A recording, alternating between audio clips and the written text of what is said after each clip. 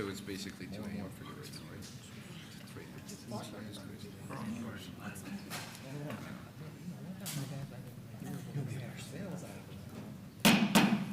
This time we'll call to order the August 4, 2025 meeting of the City of Clearwater Downtown Development Board. This time we'll move to item 2 on the 2.1 on the agenda, approval of the minutes. Move to approve the minutes for July 7th. Second. All those in favor? Aye. Opposed? Unanimous. Now move to item 3.1 on the agenda.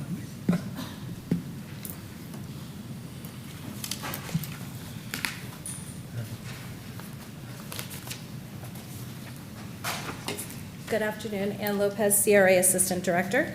This item that I have before you is the financial statement for the months of May and June 2025. The total expenditures for May were $46,768.20. For June, the total spend was $14,410.86. And at the end of June, the total unencumbered balance was $252,833.95. And I'd be happy to answer any questions. Is there anyone here from the public who desires to speak to item 3.1 on the agenda? Hearing seen none, or any board discussion? Now is there a motion? Move to approve agenda item 3.1. Mr. Chair, I'll need to read this because it's a resolution. Okay. We have Resolution 25-01, a resolution of the Clearwater Downtown Development Board of the City of Clearwater, Florida, adopting the DDB. Oh, no, I'm sorry, we're not there yet. We're not there Just yet. kidding. Yeah. Just warming up. Just Just practicing. I wonder where It's you're kind of like stretching my legs. There we go. We'll get you in a second, though. Second. Yeah, apparently. Okay, all those in favor? Aye. Opposed? Unanimous. Now, item 3.2. Mayor, I'll go ahead and read that now before I forget. So we have 3.2 is Resolution 25-01, resolution of the Clearwater Downtown Development Board of the City of Clearwater, Florida, adopting the DDB fiscal year 23-24 amendments to the annual operating budget, providing an effective date. This item is to approve the third quarter budget amendments and adopt Resolution 2501. These amendments reflect an increase in your revenues of $15,263 and a decrease of $1,752 in the payment received from the CRA through the interlocal agreement. On the expenditure sides of your budget, the special event grant line item under the marketing category has been increased in alignment with the additional revenues that were received. In this amendment, we formally allocate the previously approved $300,000 for the Cleveland Street activation that was approved at your March 3rd DDB meeting. There's a reduction of $600 in the officers and directors insurance line, which is being reallocated to the tax collector commissions to reflect anticipated expenses through the fiscal year. And with that, I'd be happy to answer any questions. Is anyone here from the public desire to speak to agenda item 3.2? We're seeing none. Is there any board discussion? If there's no board discussion, is there a motion? Move to approve agenda item 3.2. Second. All those in favor? Aye. Opposed? Unanimous. Agenda item 3.3. This agenda item is for your proposed fiscal year 25-26 budget for the Clearwater Downtown Development Board. Projected property tax revenues are expected at $475,988. In addition, we're proposing to allocate an additional $310,178 from the current unassigned fund balance. For 25-26, staff is recommending the following funding revenues. Allocating $435,473 to the marketing category. This includes $370,473 for special event funding, of which $216,000 have already been allocated and approved by the board. $50,000 for your continued microgrant program and $15,000 for another year of the Grad Chalk Walk. Under the business assistance category, $249,653. This includes funding for Cleveland Street holiday decor, the Jolly Trolley Loop, continued Cleveland Street activations, and a new outdoor cafe program that will be brought forward separately for approval at a future meeting.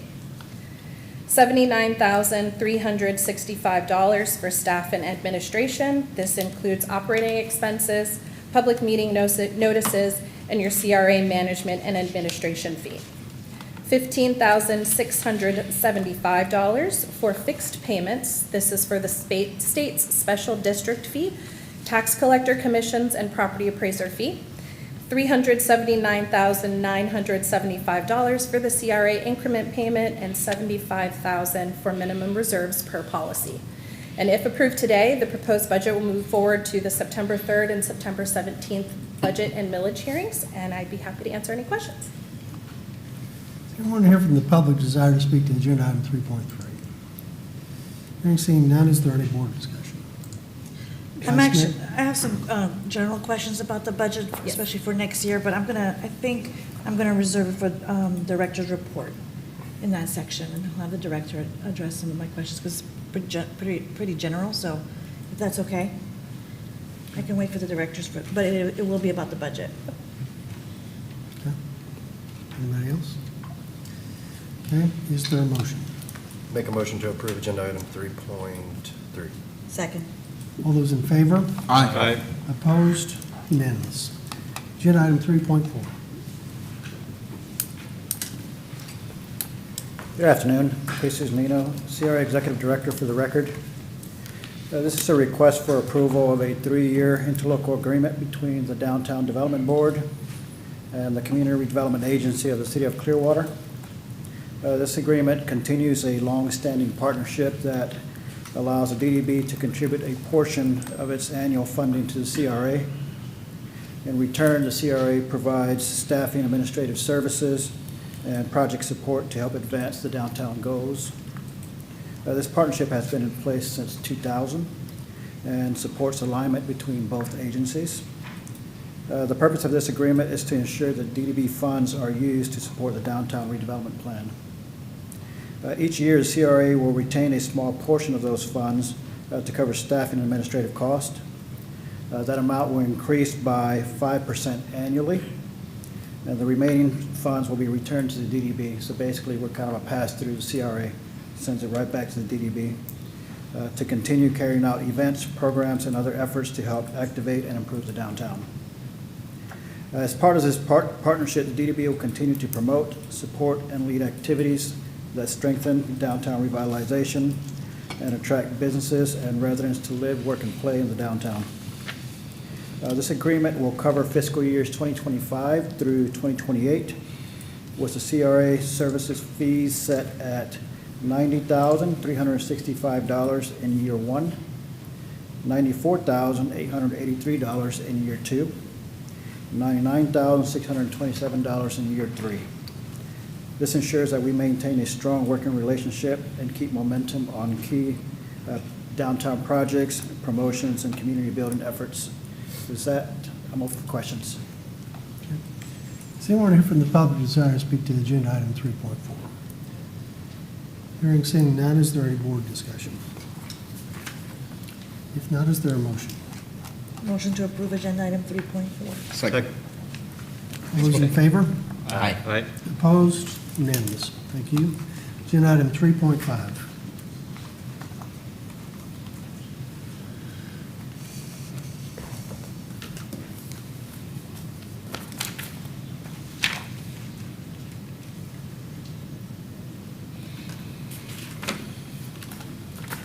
Good afternoon, Vicki Shire, CRA Division Manager. Staff is recommending approval of a new event, the DDB First Friday Lunchtime Market, scheduled for the first Friday of each month from October 2025 from February 2026. The total request is for an amount not to exceed $15,000 to cover city fees, venue rentals, marketing, a contingency fund for adjustments as needed due to downtown construction. This initiative is part of our continued effort to support economic activity and foot traffic during weekday hours. It aligns with the Cleveland Street Activation Plan, DDB goals, and the city's strategic plan. While we've seen public and private investments in downtown, there's still a gap in weekday engagement, particularly midday, which directly affects our small businesses.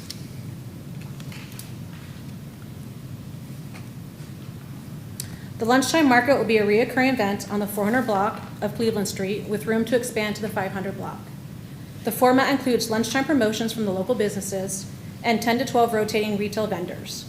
The market will target downtown residents, employees, local meetup groups, and organizations that provide active older adults with day trips, with a goal of fostering community engagement and increased downtown activity. Marketing efforts will include outreach to local concierge groups, Amplify Clearwater, and other stakeholder groups. We've already received positive feedback from business owners, including Clear Sky, Chiang Mai, Downtown Pizza, and Olive and Thyme. They've expressed strong support and provided feedback, such as incorporating themes and ensuring flexibility in scheduling. The proposed budget includes costs for special events, permits, restroom, police and mitigation, marketing, and $4,500 contingency built-in flexibility around construction impacts. Staff recommends approval in the amount not to exceed $15,000, and I'm happy to answer any questions at this time. Is there anyone here from the public who desires to speak to agenda item 3.5? Hearing seeing none, is there any board discussion? Councilmember Cotton? I do. Thank you, Chair. Just want to say that this directly supports what I believe this board's priority of increasing foot traffic in our downtown core, especially during the weekdays where there is low traffic. It fits the strategic plan, creating regular low-barrier activations that support our local businesses and foster a sense of place for them. Its total is $15,000 for a series of events, roughly $3,000 per event. That's a responsible use of the funds of this program. The CRA team has done great by reaching out to the merchants of the 500 blocks as noted. We have enthusiastic support from the restaurants, the shops, and the vendors who are ready to participate. You included performance metrics, and that's huge, right? So including the foot traffic, merchant sales data, monthly reporting on the engagement of attendance, we'll actually have real numbers to evaluate the progress and success of this and for the future of it going forward. Again, huge. So as noted, with the major construction underway and upcoming in the district with all the other projects that are going on, this market should help preserve the energy and the foot traffic on the street, emphasizing the support for the visibility of the businesses that might otherwise be struggling during the transition period of all the projects that are ongoing. This 5-month pilot with an eye toward the expansion, if successful, will give a broad way to test long-term activation for our downtown. Vicki, you and your team have set a great example for future applicants that are going to approach this board of not only how to put together the proposal, but also introduce it with well-organized data, informed requests, and clear community benefits. It'll show all those applicants how a strong case for funding with the respect for the board's fiscal expectations. So I'll be supporting this to its fullest, and I thank you very much for the time and effort that you put into it. Vice Mayor? Yes, that's the first thing that I thought of was that gap. It has been long recognized as a very big and challenging gap. So thank you so much for addressing that. I do acknowledge that this is a new request, right? It's a CRA staffing and organizing this versus an event company or a private citizen doing an event. So this is quite interesting and exciting. But I do have a few questions. When do you expect the expansion to go to the 500 block? I know that's going to be asked of me. I would say I'd like to look after the 3 months and see how large our crowd and capacity works and how many vendors we get too. Right now, we did do a call for vendors, like this was something that may go forth. So right now, we have 11 vendors that have applied for it, but it's also something that we would sit down with the merchants too to see, is it worth expanding to the 500 block? But with construction, who knows? We might have to go to Station Square Park, on top of a rooftop. So skies are the limits, to be honest with you, but we want to make sure we're including the local merchants in the decision too, to make sure that everybody is being successful during this market. What type of vendors are you looking for? Something that for your lunchtime, like instead of having to go to Publix, so soap, farmer's market, honey. A lot of the merchants suggested things that people don't have to go to Publix or Walmart on their lunchtime, that they can come and grab a go meal and then just shop for their convenience, like honey and flowers, and ice cream is loud, I was told. So ice cream too. But merchants that you don't have to go to Publix, and you're supporting those small moms and pops retailers that we really want to help support. Are we looking at this sort of as a mini pilot? Because I know that we have that $300,000 allocated for the other effort. But is this, I would think that this would be like a mini pilot to expand this to a night market or a longstanding habitual sort of market for the night instead of just the day. So would you consider this a mini pilot to see how successful we can do this? Yes, ma'am.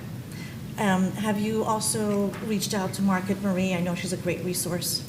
Yes, ma'am. We actually have a meeting coming up to come up with some ideas that we have for night market. I don't want to speak too soon because we just have a meeting scheduled, but we do have some great ideas collaborating together that I think would work very well, and hopefully they'll continue to move forward. But right now, it's just a meeting, so I don't want anybody to get their hopes up quite yet. Excellent. Thank you so much for your hard work. Councilmember Auburn? Yeah, this kind of harkens back to the market that we had years ago when I was on DDB that was really popular. The only concern I had back then was too much food sales near restaurants or, but the other stuff that you can bring that will help people going in for lunch and come out like you were just talked about, that'll be really, really good. I think it'll draw a lot of people out and really help the merchants. So thank you for that. Thank you. Councilmember Menino? Thank you, Chair. Yeah, very, very well said, and I won't reiterate what's already been said, but very exciting. Important to me are seeing the collaboration with our downtown merchants. I think you said the word downtown merchants about 6 times. I'm sure they appreciate that and being a part of it.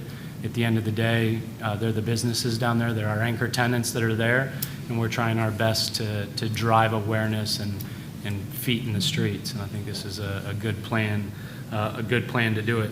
Because consistency is key. Sometimes our one-off events, whether it's just a one-time car show or a one-time dog event, is hard, but having that consistency of the Fridays, first Friday of every month, I think is what helps grow. Hopefully it can continue to get traction. Just for clarity, is this being branded as lunchtime market? What is this going to sound like when I hear it marketing-wise? So when you hear it marketing-wise, there's a cute little slogan we have that we started that's fresh finds and friendly faces. And what's great is also promotes the DDB because it's going to be the DDB's first Friday lunchtime market. So it also is helping promote you guys and all the things you guys are doing in downtown. So our kind of slogan was fresh finds and friendly faces. I like it. Good. No, very good. Thank you, and thank you Thank you. and the team for all the work they put towards it. Yes, it was a team effort. Anything else? I do want to, a little bit about what the Vice Mayor said on expectations from other businesses on particularly the 500 block. It's important for us to start kind of small with this first one. We want to have success with it. We have to remember that a large part of our city government workforce is still relocated. There's construction on the municipal services building, so we don't have as many employees downtown right now. We will at some point. And I do believe some of the major employers downtown have a flex work schedule. And I'm not sure if a good share of them are in on Fridays. So, but we start with the pilot, with a small part of that, that part of our Cleveland Street corridor, and see how it goes, and we all support it, and hopefully, as the Vice Mayor pointed out, it'll, the success will be such that we spread it to the rest of Cleveland Street. But thank you for this good idea and organizing it, and I think we're all excited about it. Thank you. So with that, is there a motion? Move to approve agenda item 3.5. Second. All those in favor? Aye. Opposed? Unanimous. Agenda item 3.6. This next item before you, staff is recommending approval of a high-impact grant in the amount not to exceed $29,200 to support Salsa District Halloween Edition. A free one-night event is scheduled for Friday, November 1st, 2025, from 6 p.m. to 11 p.m. on the 500 and 600 blocks of Cleveland Street and Station Square Park. This item was brought before the board at the June 2nd DDB meeting with a request to revisit it once the applicant confirmed additional funding. Since then, the applicant has established a $20,000 grant from Visit St. Pete Clearwater for marketing, a $9,710 high-impact co-sponsorship from the City of Clearwater, and $10,000 in estimated sponsorships. The DD's contribution will be used for mitigation, entertainment, and audiovisual equipment. These expenses are allowable under the DDB grant guidelines. Staff recommends approval of funding not to exceed $29,200. And unfortunately, right now, Richard Del Rio is in the middle of traffic trying to get here, but I'm happy to answer any questions that I can. Is there anyone here from the public who desires to speak to agenda item 3.6? Hearing saying none, is there any board discussion? Councilmember Cotton? Yep, thank you very much. So I'll start by saying this. We encouraged the applicant the last time we were in this meeting to go and seek additional support and revenue support, which they did. So we've got to give them that credit. They followed through by securing nearly $50,000 in contributions, and that shows the initiative as we set forward and aligns with what we asked them to do for shared investment. Now, going back through their proposal, while their funding has increased, the event itself has not expanded. We still see a one-night, 5-hour event with the same general format that was last presented, no significant additions to the programming footprint or community partnership as noted in the documented materials. As the majority of us are aware, the DDB's role is to help jumpstart or enhance the events that we have going on. In my opinion, the total budget now being nearly $80,000, a large percentage is covered by the outside sourcing, and here we're being requested to still give what was originally requested of $29,200. I don't know if that reflects a balanced funding strategy from our perspective. Be fully honest with you, and we'll have that board discussion. I would be comfortable with giving $15,000. I think that this level recognizes its potential value. It recognizes the applicant's history while respecting our fiscal responsibility and stewardship of the DDB funds. Okay. Excuse me. Um, board member. I had a question for you. What feedback do you get from the merchants of 500, 400 block on south side of the district? It's a mixture. I mean, it does bring people downtown to downtown Clearwater, but after the event is over, it's trying to get them into the different local restaurants and stuff like that, and Richard does work well with them and stuff like that. I'm not sure what he has planned for this year, but I do know he involves the local merchants in his events. Like, is it generally positive, the feedback from the merchants on his activities? What I've heard, business-wise, yes. Okay. Got it. Having attended all of them, it is the best attended event in my mind, and especially in diversity, in terms of age and families. I also acknowledge that there is some challenge to keep them after the event. However, during that 5-hour event, the restaurants are packed. To Councilman Cotton's comments about the 15,000, I was actually thinking about it as you were speaking. Their marketing is 20,000, right?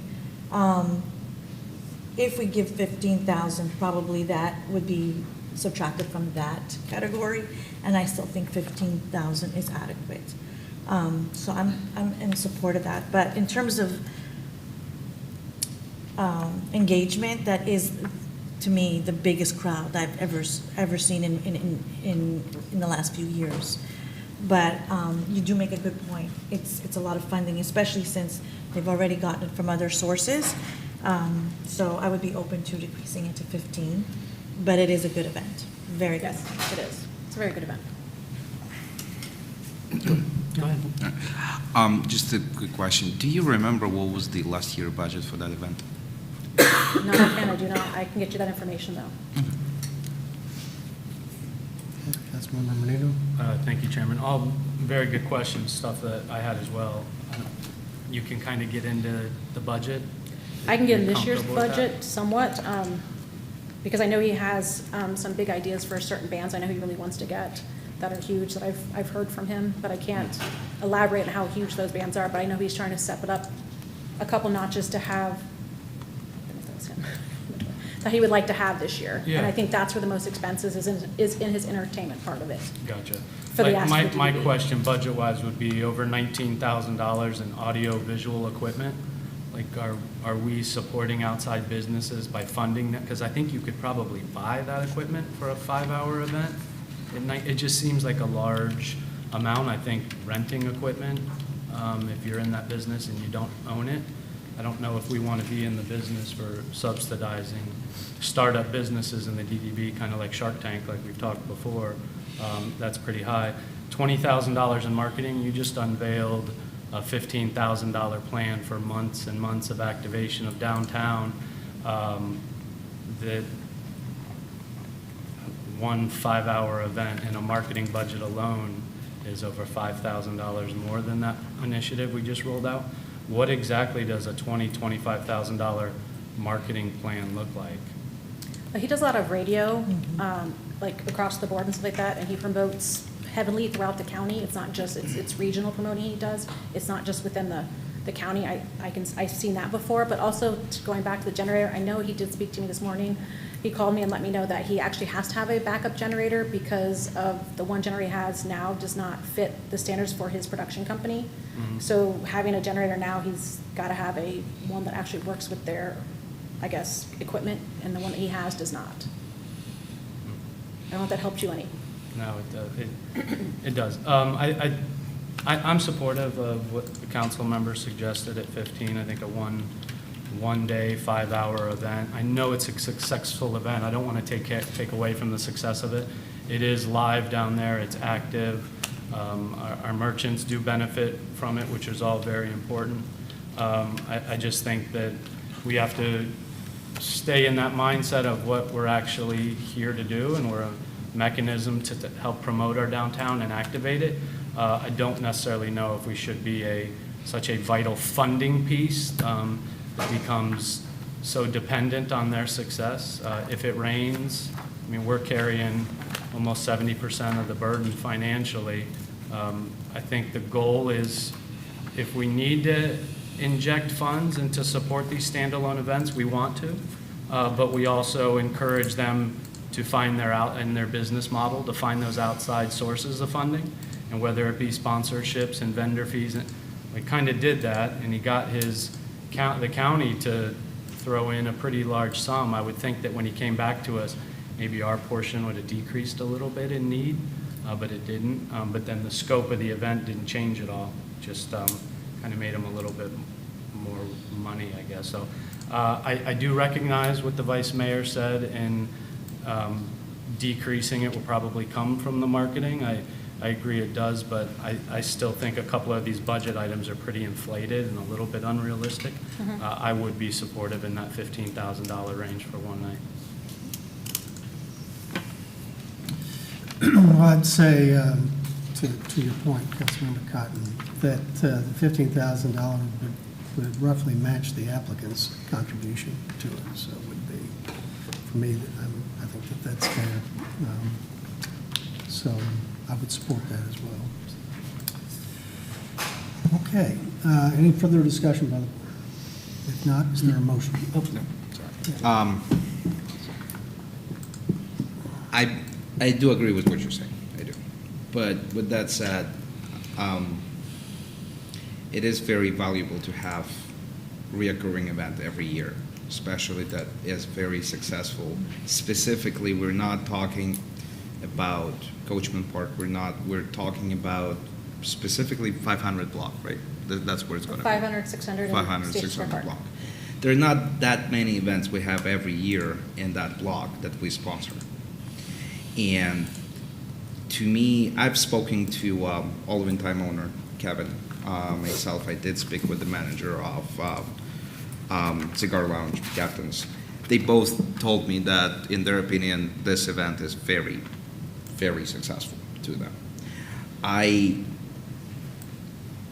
would say before we vote on it, I would at least, I mean, it's not ideal that Richard is not here right now, obviously, but I would suggest that we talk to him first before voting on it, because, I mean, to me, it's very important to have reoccurring event every year.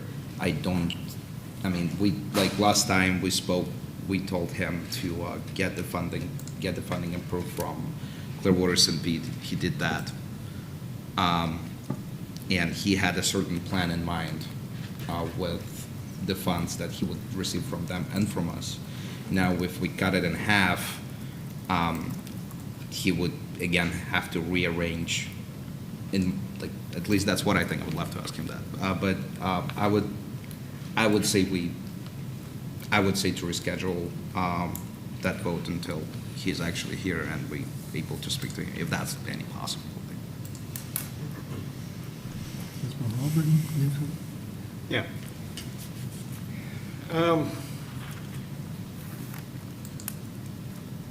I kind of, I'm glad we had this conversation because I like the event, and I think our message was clear to him to go out and get other sponsors, get some other money, which he did.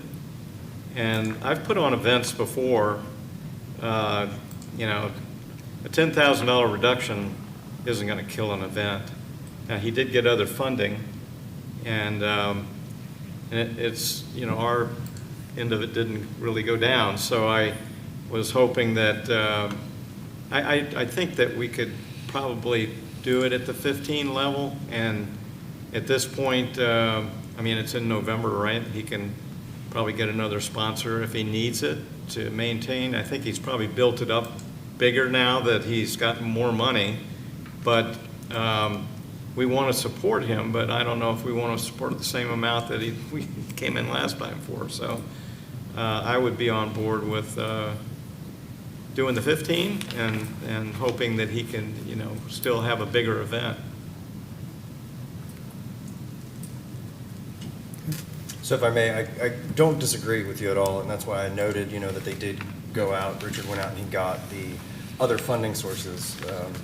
As Councilmember Albritton just noted, though, and my other colleagues up here have noted, is that our portion didn't change from what the original ask was, right?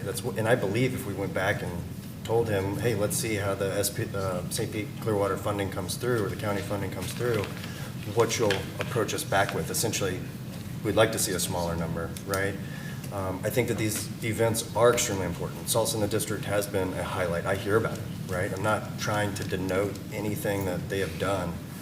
I'm just trying to watch out for the end of the day, just like I know we all are, right? And that's why these discussions are important, but what taxpayers are funding. We have something that should, theoretically in my mind, because it does have a good following, have the ability to garner outside support more than what it seems like they're doing. So that's why it's a little disheartening to see the same $29,200 ask, really $30,000 ask, come back from him once he's secured another $20-something thousand from the county. And that's kind of where my thought process in guise was going through this. As noted by Councilmember Menino, we just had our own team present a multi-month, multi-reoccurring event with great strategic impacts that we'll be able to hopefully see whether or not it's being effective. And I do recall last time we asked him what the metrics were, there really is no way to take account of that, you know?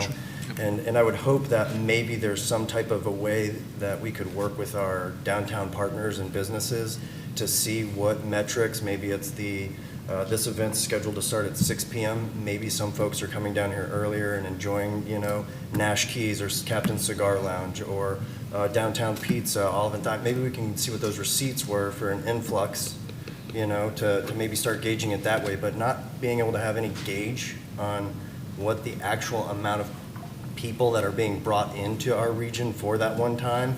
And then it goes till 11 p.m. So, you know, I would hope that it would funnel back into the businesses there, but some businesses are closed after that, so hopefully they got people on the before half.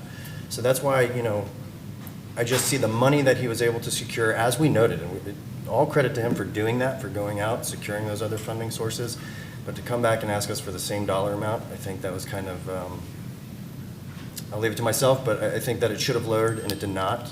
And that's why I think that I'm still comfortable with that $15,000 mark. If there is another dollar mark that you're comfortable with, I would like to probably hear that, and maybe we can discuss it a little more, but 15 is where I'm at right now. Right. I mean, I do agree with you. I totally get what you're saying. My only thing was that, as I might be wrong, but as far as I remember last year, he did not have any additional funding from Clearwater St. Pete. I think it was denied last year from him. And I think we did contribute more than $30,000. That was from what I remember. Last year, I believe that the event was moved to Coachman Park due to the hurricane that was going. And I believe that was not really what he was hoping for either. But to me, like, if we're gonna decrease an amount every year from what we contributed last year, we gave him money, we got the results, not given the fact that there was hurricane, wasn't perfect, but people still came there. Now, he's asking for less than he asked for last year. Again, that, I'm not certain on that, but that's just as far as I remember. It was 35 that we gave him last year. 35 we gave him last Yes, year? sir. Thank you so much. Perfect.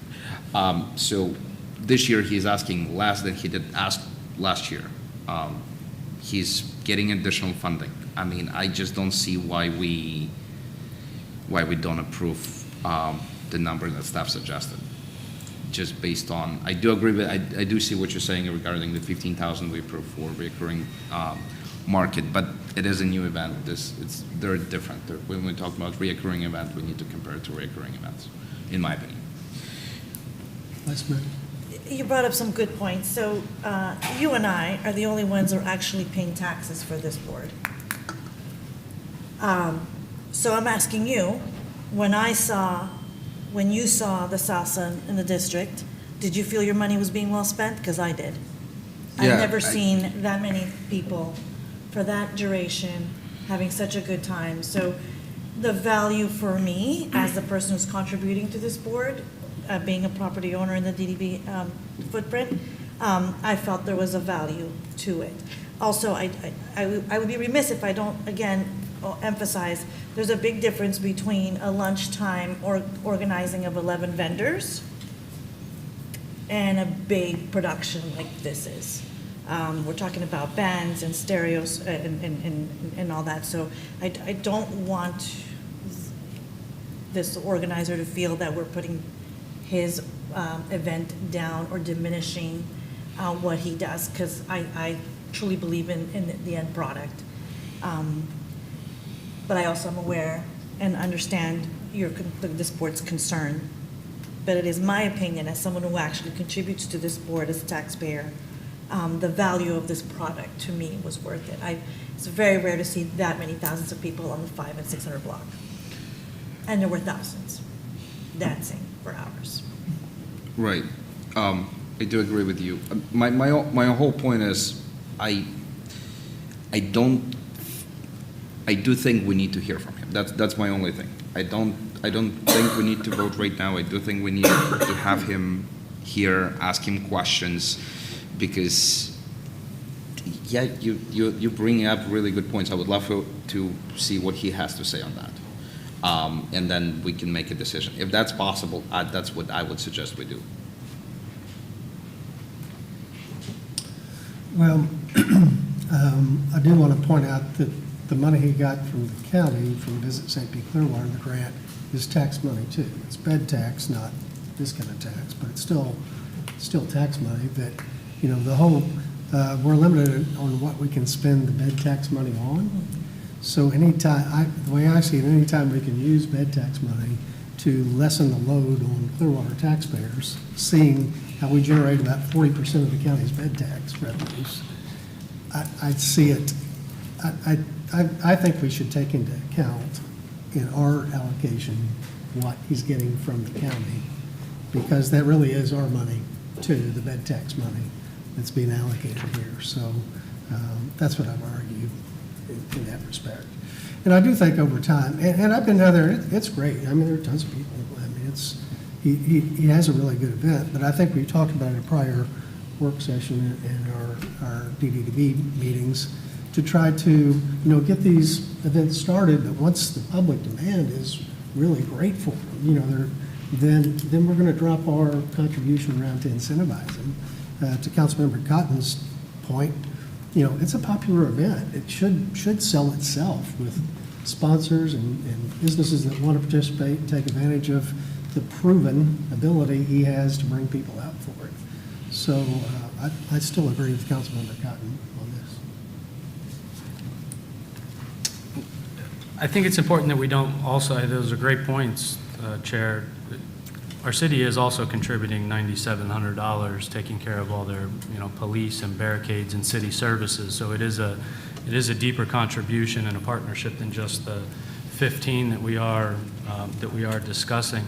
Again, at the end of the day, if a $30,000 ask from the city, $20,000 from the county, we're already at $50,000, and the business model from this business is only contributing 15 on it. I think if we keep that funding mechanism moving forward in place, we're setting a precedent where we're taking the initiative away from businesses to come to us with a business plan that is sustainable, that can stand on its own 2 feet, that does everything in a partnership.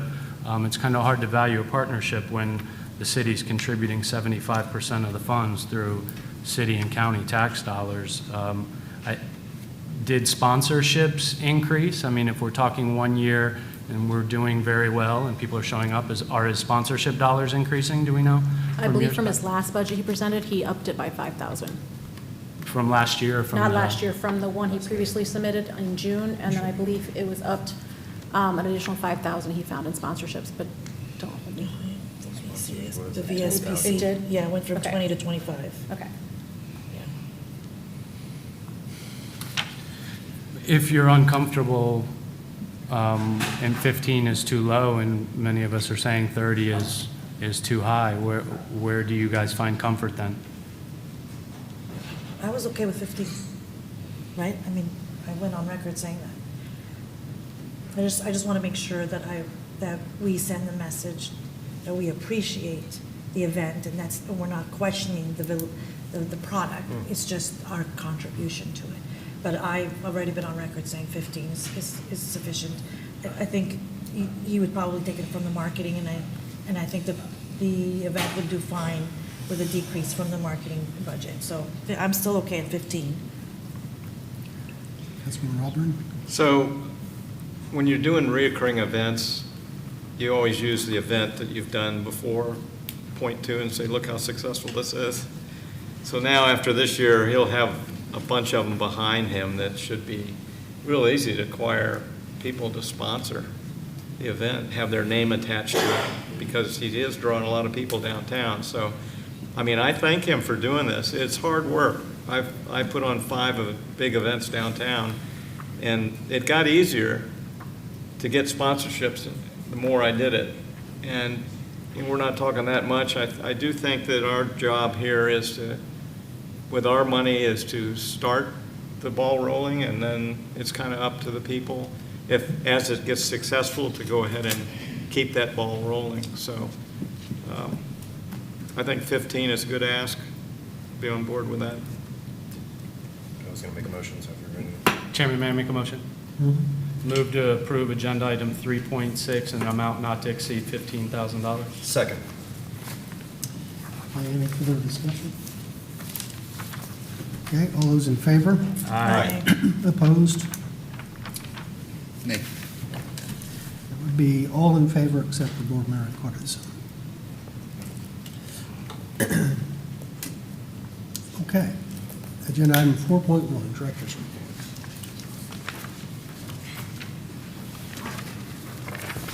Again, good afternoon. Jesus Nino for the record. All of you should have the slides for the director's report in front of you. Hope you do. This is for the August 2025 director's report. I'll provide you with a brief update on upcoming budget hearings, the SPC Fall Event Series, expansion of the Outdoor Cafe Grant Program, and potential new funding request.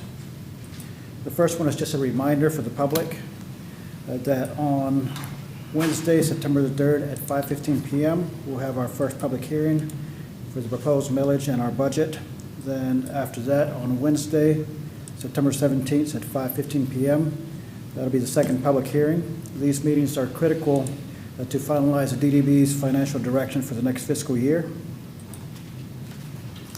Then the next slide that you have in your packages there is for the SPC and DDB partnership.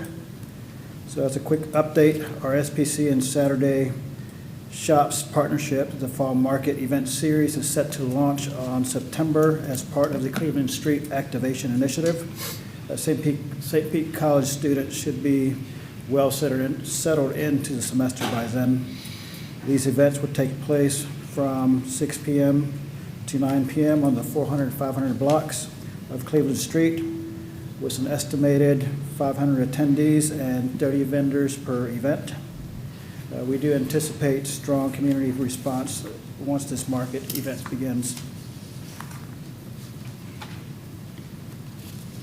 The next item you have there before you in the slides is the DDB's Outdoor Cafe Grant Program.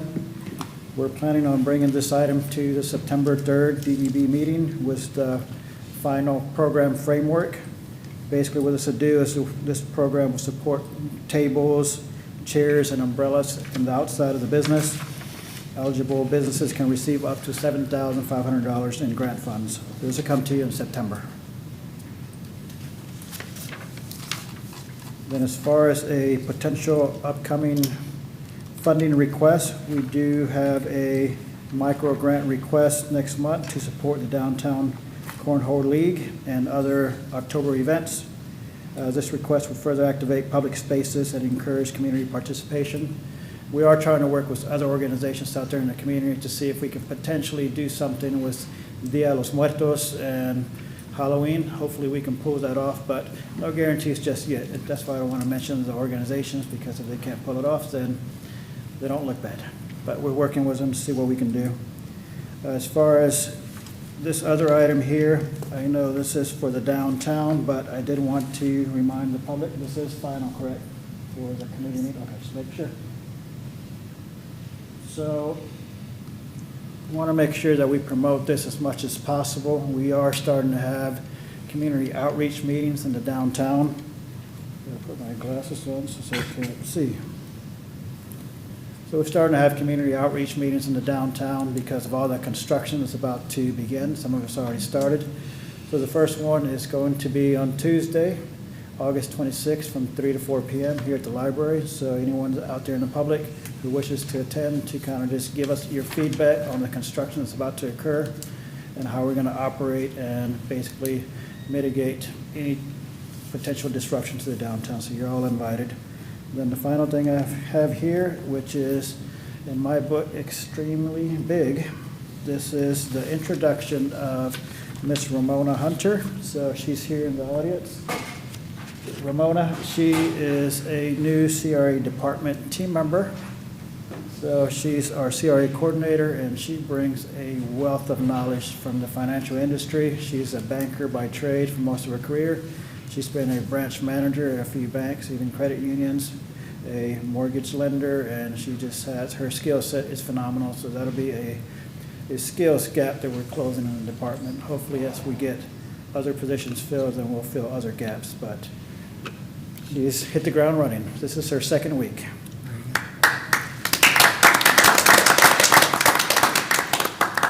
Other than that, I'm here for any questions. I know that Councilwoman Teixeira, or Board Member Teixeira in this case, had a few questions, but I'm here for questions. Can I say? Yeah. Okay. So as of June, unencumbered funding is around $252,000, which is way, it's a lot of funding. It's almost a year's worth of fiscal, right? Fiscal funding. So I guess one of the questions that I have, and I don't expect an answer, but maybe have a discussion at a later date. How can we communicate to everybody out there that the DDB wants to be part of the solution in revitalizing downtown, so that in June we don't have $252,000 of unencumbered funding and have more upfront loaded events? Because we're talking about by October, there's no way we're going to be anywhere close to spending those funds. So that's just something that we can discuss at a later date, kind of do some brainstorming about that, and an educational piece to promote what we do and how we can be more effective. Other questions. You're talking about the umbrellas and the cafes and stuff like that, cafe furniture. Is there any parameters where the businesses need to know about? I know there was some discussion about having it themed, or have each restaurant have a specific color, sort of to have an aesthetics parameters to it. Is that still in discussion or no? Yes, that's actually the exact same program that we're talking about. We just added a few extra items that they can go ahead and tag on as far as their request for funding. Instead of just umbrellas throughout, well, we can do chairs and tables and other items as well. But the framework will be coming to you finalized in September. Okay. I also have lighting update. I've gotten some questions about that. So last week, the installation of the lighting began here in the 400 and 500 blocks. They should be complete in the next few days, or are they already done? They should be complete in the next few days. We're just waiting to hear from Lou Electrical, who's the contractor who installed, on how the programming works. So it's actually through an app, so staff will have an app on the phone where we'll be able to adjust colors. So during Christmas, red and green, red, white, and blue for the 4th of July. So we're waiting to hear from the contractor on how that looks. So hopefully within the next couple of weeks, we'll have all that figured out and send a really great email out to everybody. But they did start last week. We were out there, at least staff was watching them and saying, you need to raise that up a little bit more, because the discussion was that they can't be reached by the public unless you're like 7 feet tall. But they're out there installing them, and then we'll get a demonstration of how to use it. Okay. And then the last question that I received was, is there any update on that sun coverage ideas that were going around sailing, the sails that were going, or some kind of sun protection over the street to kind of unify it? Is there been any updates on that? Yeah, staff put together a project management plan for that particular project, at least the scope of the work for it. Then we did take it before the planning, the BPRC committee, basically the planning and building review committee, to review the concept to see if it would work or not. So we did get feedback, and we put together an internal report.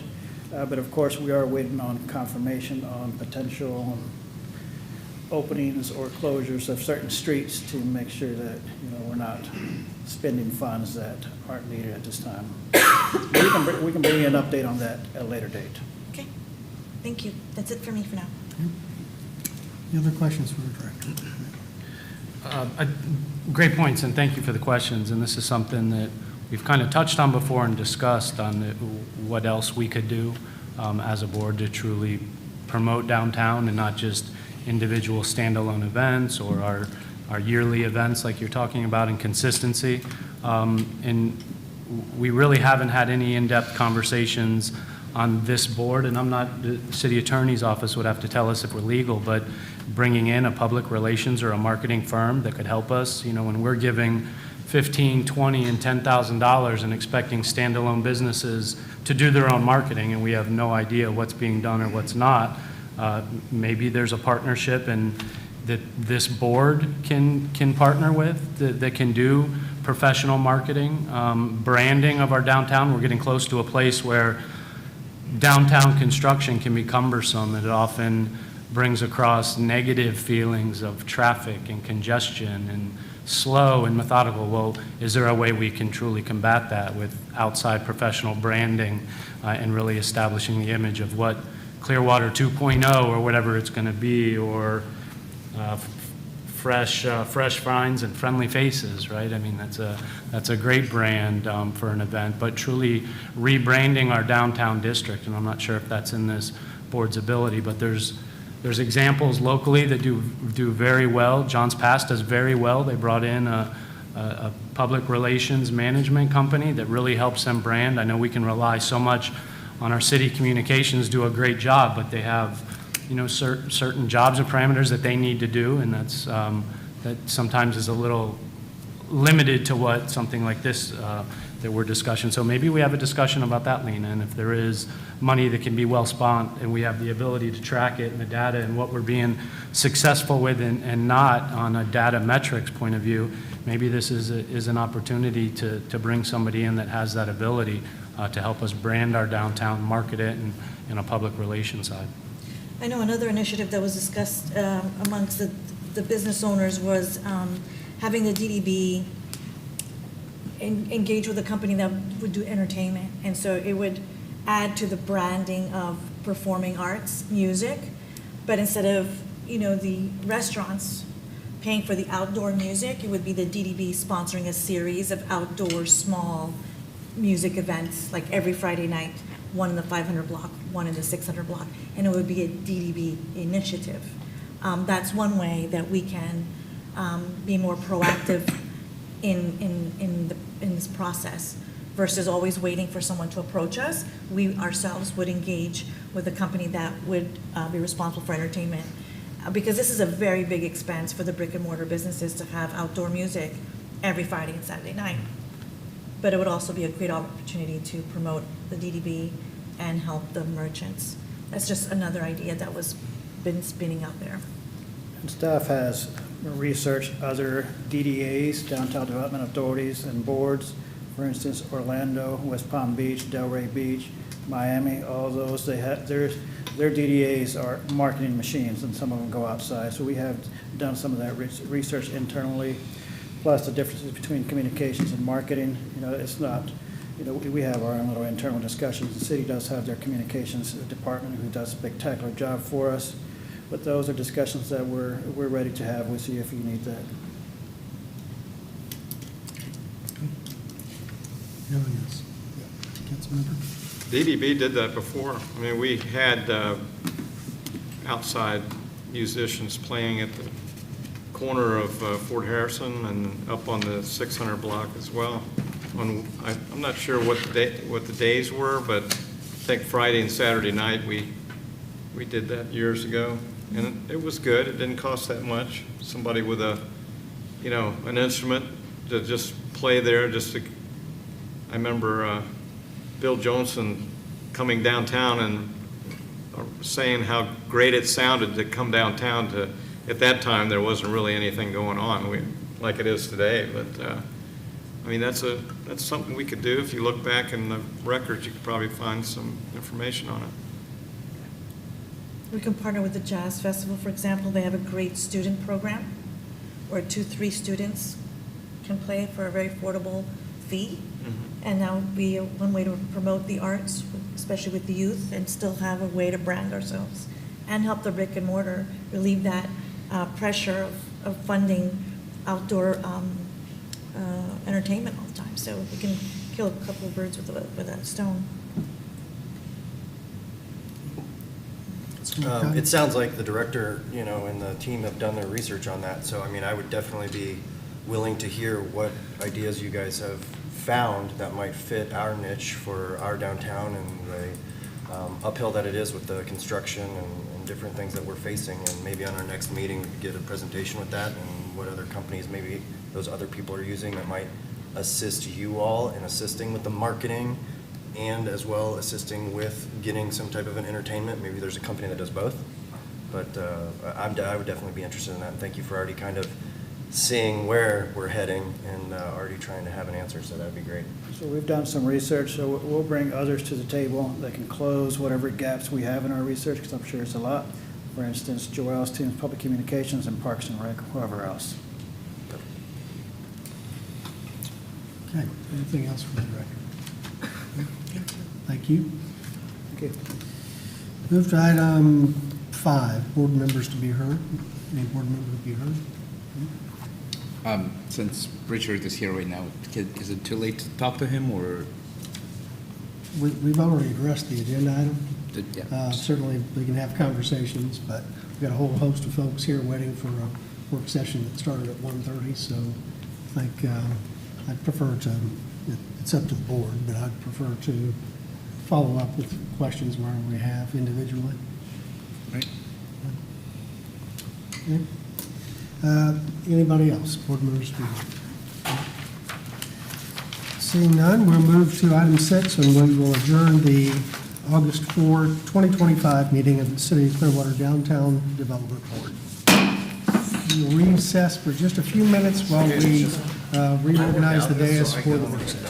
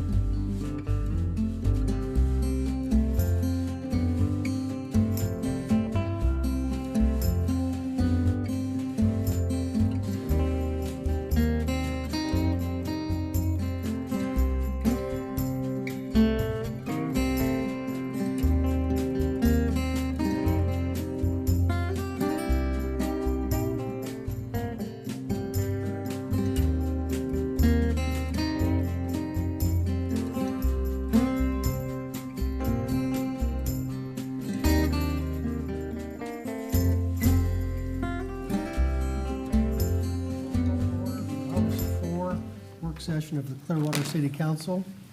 Move to item 2.1 on the agenda.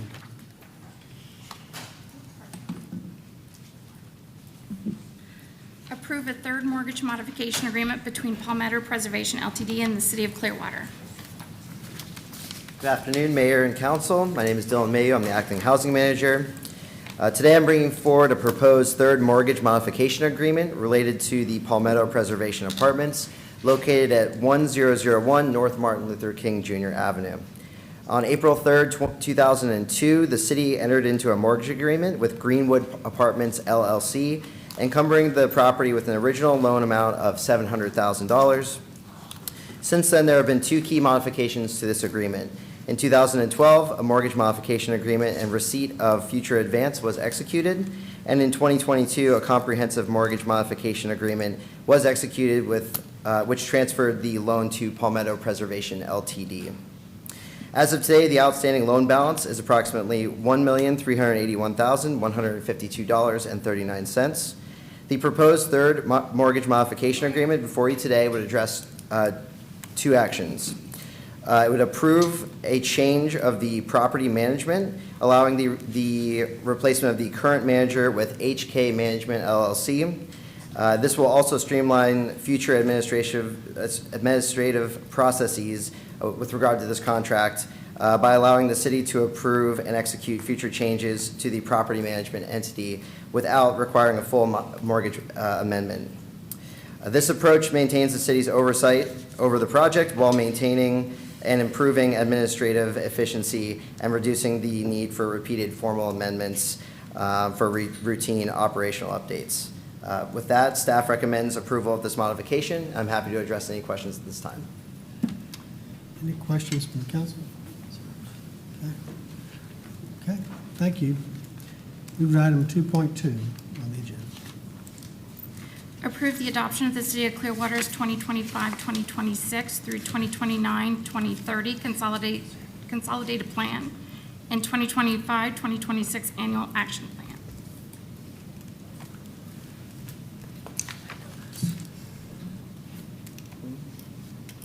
Is there a, One moment. It's supposed to be a PowerPoint up. sorry. And there it is. Good afternoon, Council. Again, Dylan Mayo, Acting Housing Manager, and with me today is Danya Perez. She was recently promoted to our CDBG Administrator. We are here to present the City of Clearwater's 2025 through 2029 5-year consolidated plan and our 2025 through 2026 annual action plan. Our action plan represents year 1 of our new 5-year strategy. This plan was developed with the assistance of Wade Trim, staff, our NAHAB board, TRC members alike highly prioritize the development of these plans. They require a lot of time and strategic thinking from everyone involved. The plans outline how we will invest federal funding to address housing, community development, and economic needs throughout the city. We'll start with the consolidated plan and kind of go over its development. The consolidated plan is required by the U.S. Department of Housing and Urban Development, or HUD. Taking into account market conditions and demographic data, it is designed to help states and local jurisdictions address their affordable housing and community development needs while serving as an application for federal funds for programs like CDBG and HOME. It also serves as a strategic and actionable blueprint for how we intend to meet the most critical needs in our community. It is important to note that the plan incorporates extensive public input gathered through community meetings that were held throughout the city.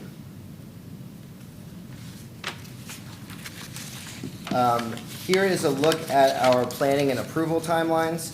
Starting in January, we held 3 in-person community meetings, where we discussed the city's funding sources, past activities, requested input from the public with regard to how we will spend the funding we receive over the next 5 years.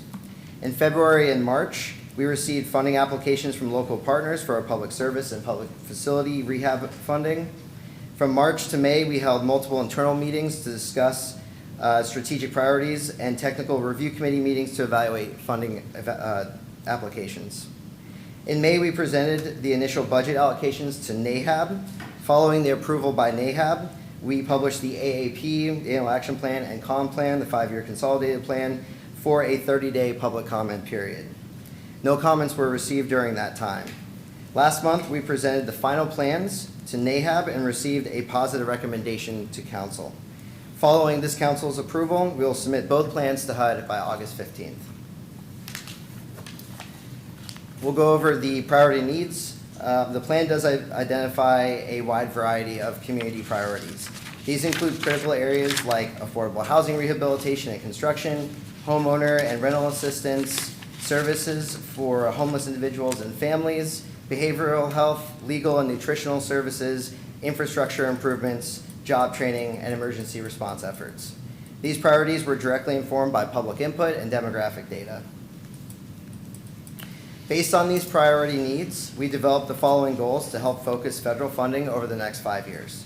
Program administration to ensure compliance and effective oversight, housing with a focus on creating and preserving affordable options, homelessness with strategies to prevent and reduce instances, non-homeless special needs, which will provide services to vulnerable populations, community development and public services, which will support the improvement of living conditions in LMI areas, economic development, which will support opportunities in underserved communities, and emergency disaster response, which will help us better prepare and recover from emergency situations.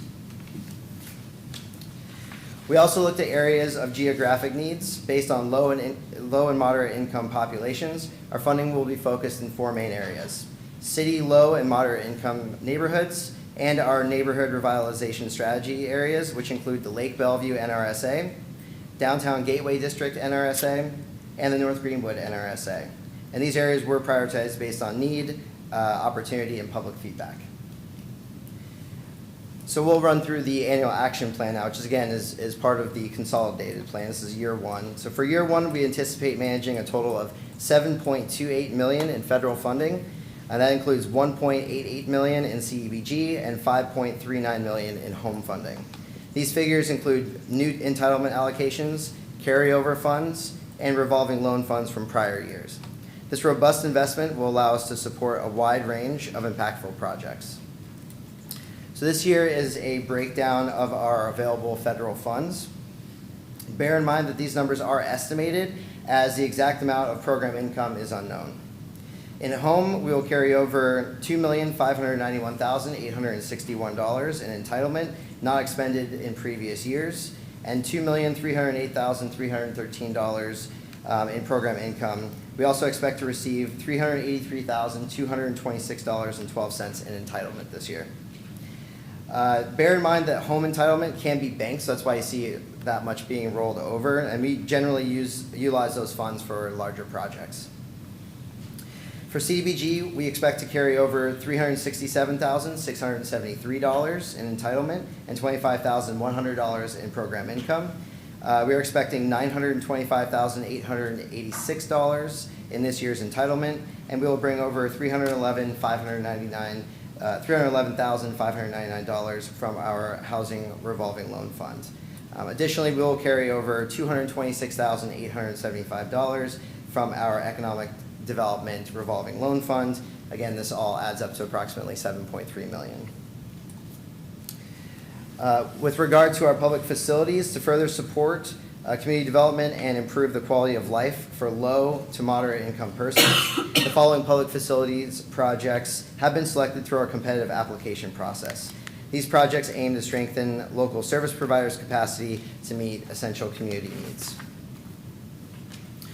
So we'll go through this slide here. Hope Villages of America will be upgrading their cold storage and operational equipment. St. Vincent de Paul, or SVDP, will be completing capital improvements to their community kitchen. Directions for Living will undertake facility improvements, which includes stairwell and interior door renovations. And Maddie Williams will be adding a generator to their facility to keep their kitchen going during natural disasters. This year, we've also reserved $84,000 to be allocated to a project on a first-come, first-served basis. So with public facilities, we've allocated funding for vital public services, including wellness food pantries, victim advocacy, housing legal support, and homelessness prevention. These targeted investments ensure that vulnerable Clearwater residents receive support when they need it the most. The total amount of CDBG funds expended for public services activities must not exceed 15% of our yearly allocation and program income combined. With that in mind, all selected public services will be receiving an equal share of our entitlement, of that portion of our entitlement, which equates to $23,147. So we will be funding HVA's Senior Wellness Pantry. That program is designed to combat senior food insecurity by integrating nutritious food access with personalized dietary education. Intercultural Advocacy Institution's Victim Advocacy Program, which offers support services and helps find resources for victims of crimes. And West Care's Turning Point Program, that's an emergency intervention shelter.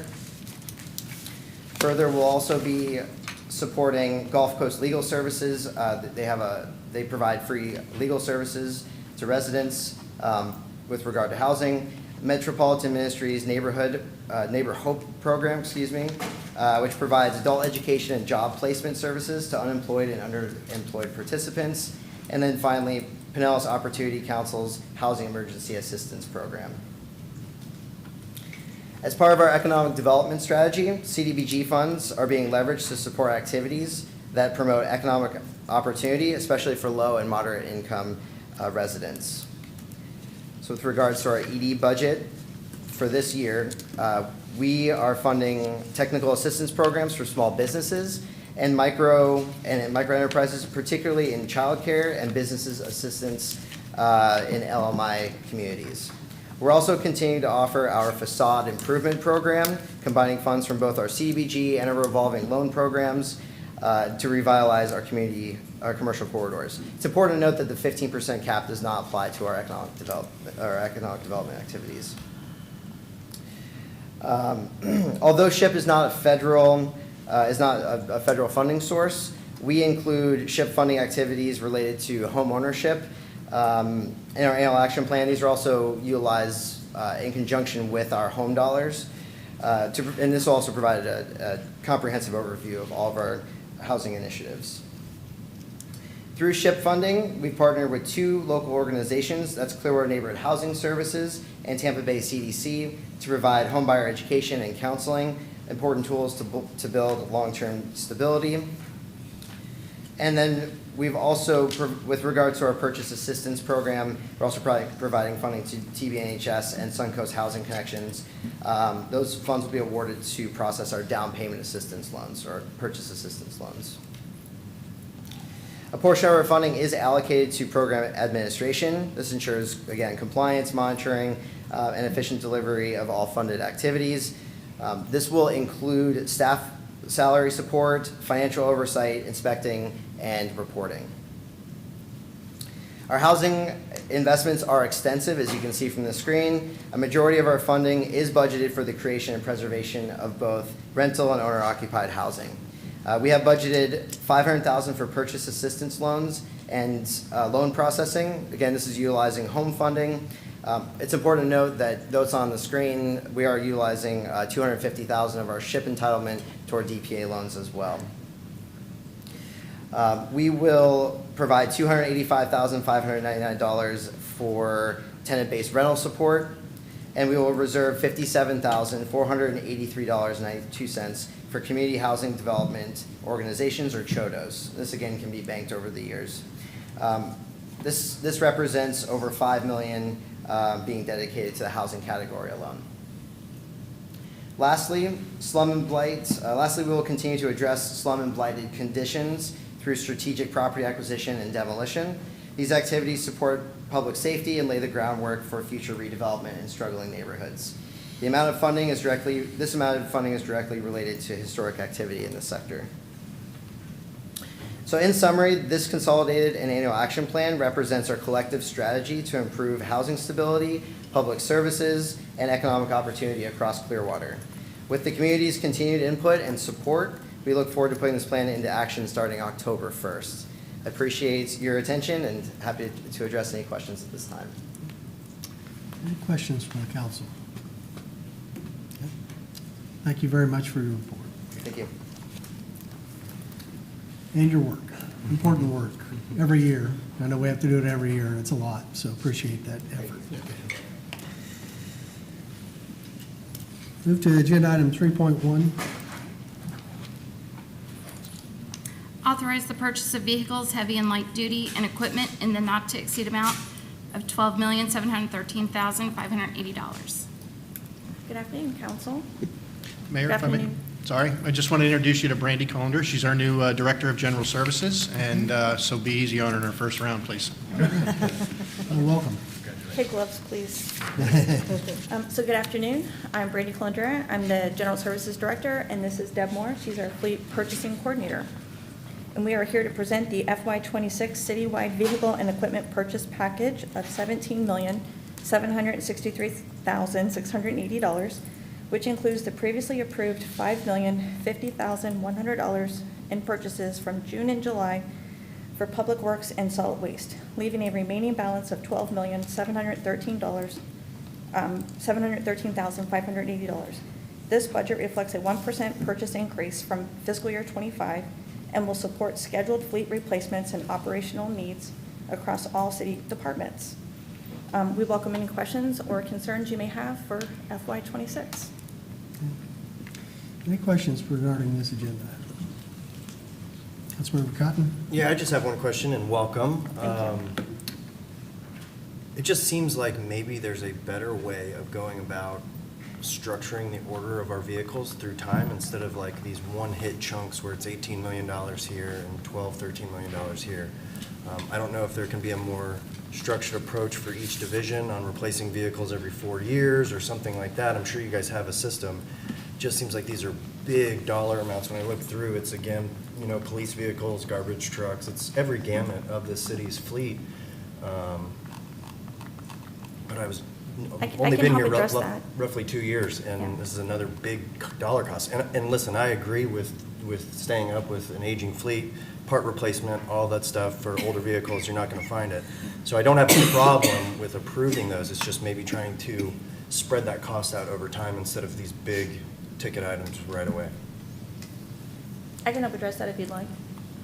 So we have purchasing methods. So we have purchasing, we piggyback off of contracts like Source Mall, FSA, things like that. So once COVID hit, there's certain blocks now where vehicles are built.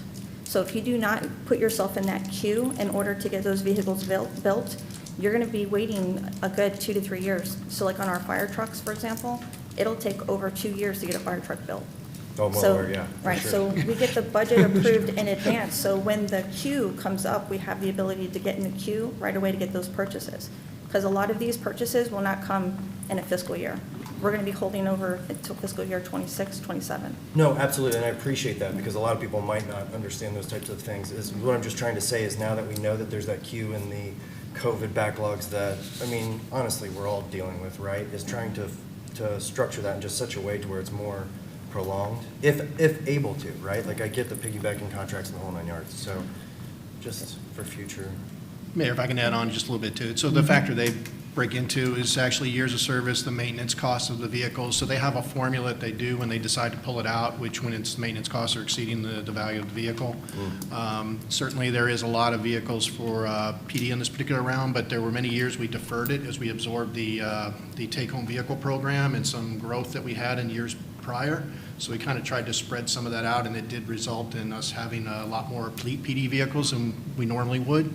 That is certainly something that, you know, we try to time with a target year of when we're going to, you know, have life cycle of a vehicle. Right. But of course, condition on mileage and damage and a whole bunch of other factors. But Deb does a pretty good job of really, I don't know if you want to speak to it, Deb, but she really does forecast pretty well. She does a great job of trying to take advantage of the interdepartment vehicles. We have some vehicles from other departments that they were ready to surplus because of a functional need that we were able to send to other departments that were ready to order new ones. And instead of ordering them new ones, taking those vehicles that still had some life cycle left on them to maximize the value of the vehicle and not you know, needlessly surplus them soon. So a lot of those conversations are happening. It's a great question, and certainly with a fleet of this size, it's it's incumbent on us to make sure that we're doing exactly what you're saying, and we'll No, continue and I to do so. appreciate that, and I'm sure the public does too, because, I mean, that just hits the nail on the head as to why when somebody might look at this agenda item and sees another $12 million for vehicles and doesn't understand that, you know, I mean, these things are getting used every day driving around our city.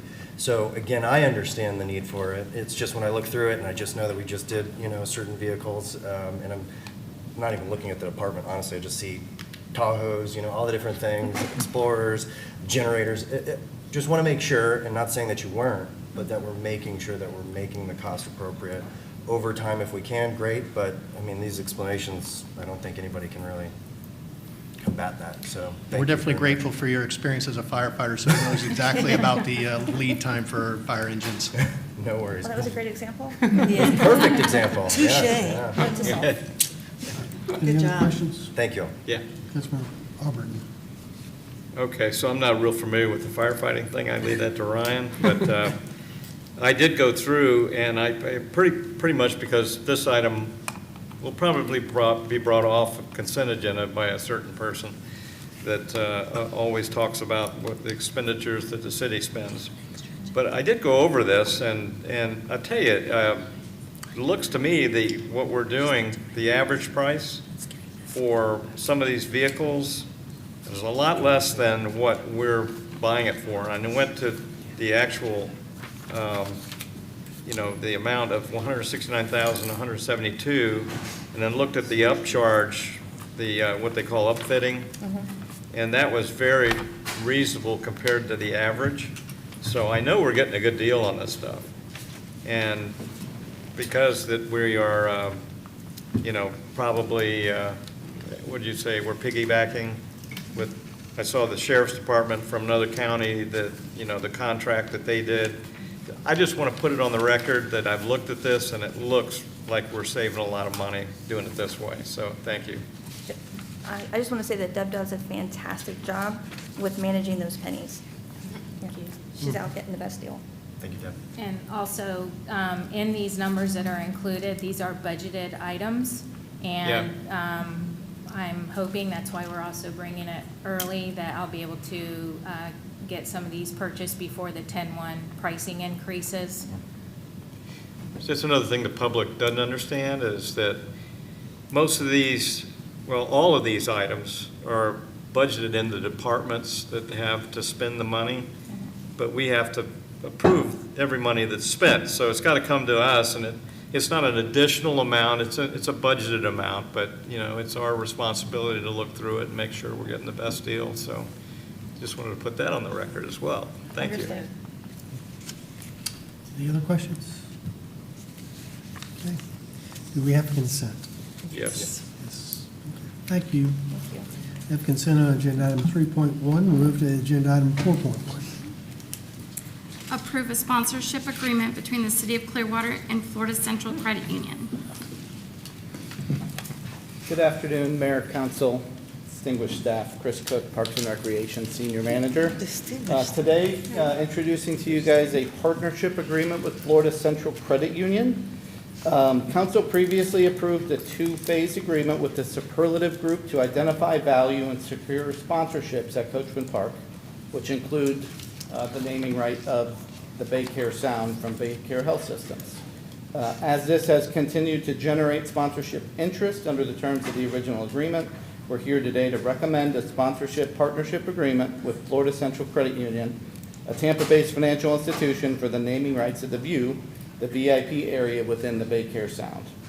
This proposed agreement would rename the area to the Florida Central Credit Union View for a term of 7 years and a total sponsorship value of $536,372.36. Superlative will receive a 15% commission according to their agreement, as this is closing prior to the tail-off period of their agreement. You guys were provided the annual installments, a few additional benefits to point out. They're putting their name on what's been an award-winning venue. We've all seen the success of this area, and specifically the beauty of the Florida Central Credit Union View. They also have signage recognition, and they've agreed to use the same signage provider that's done the Baycare signage on the venue.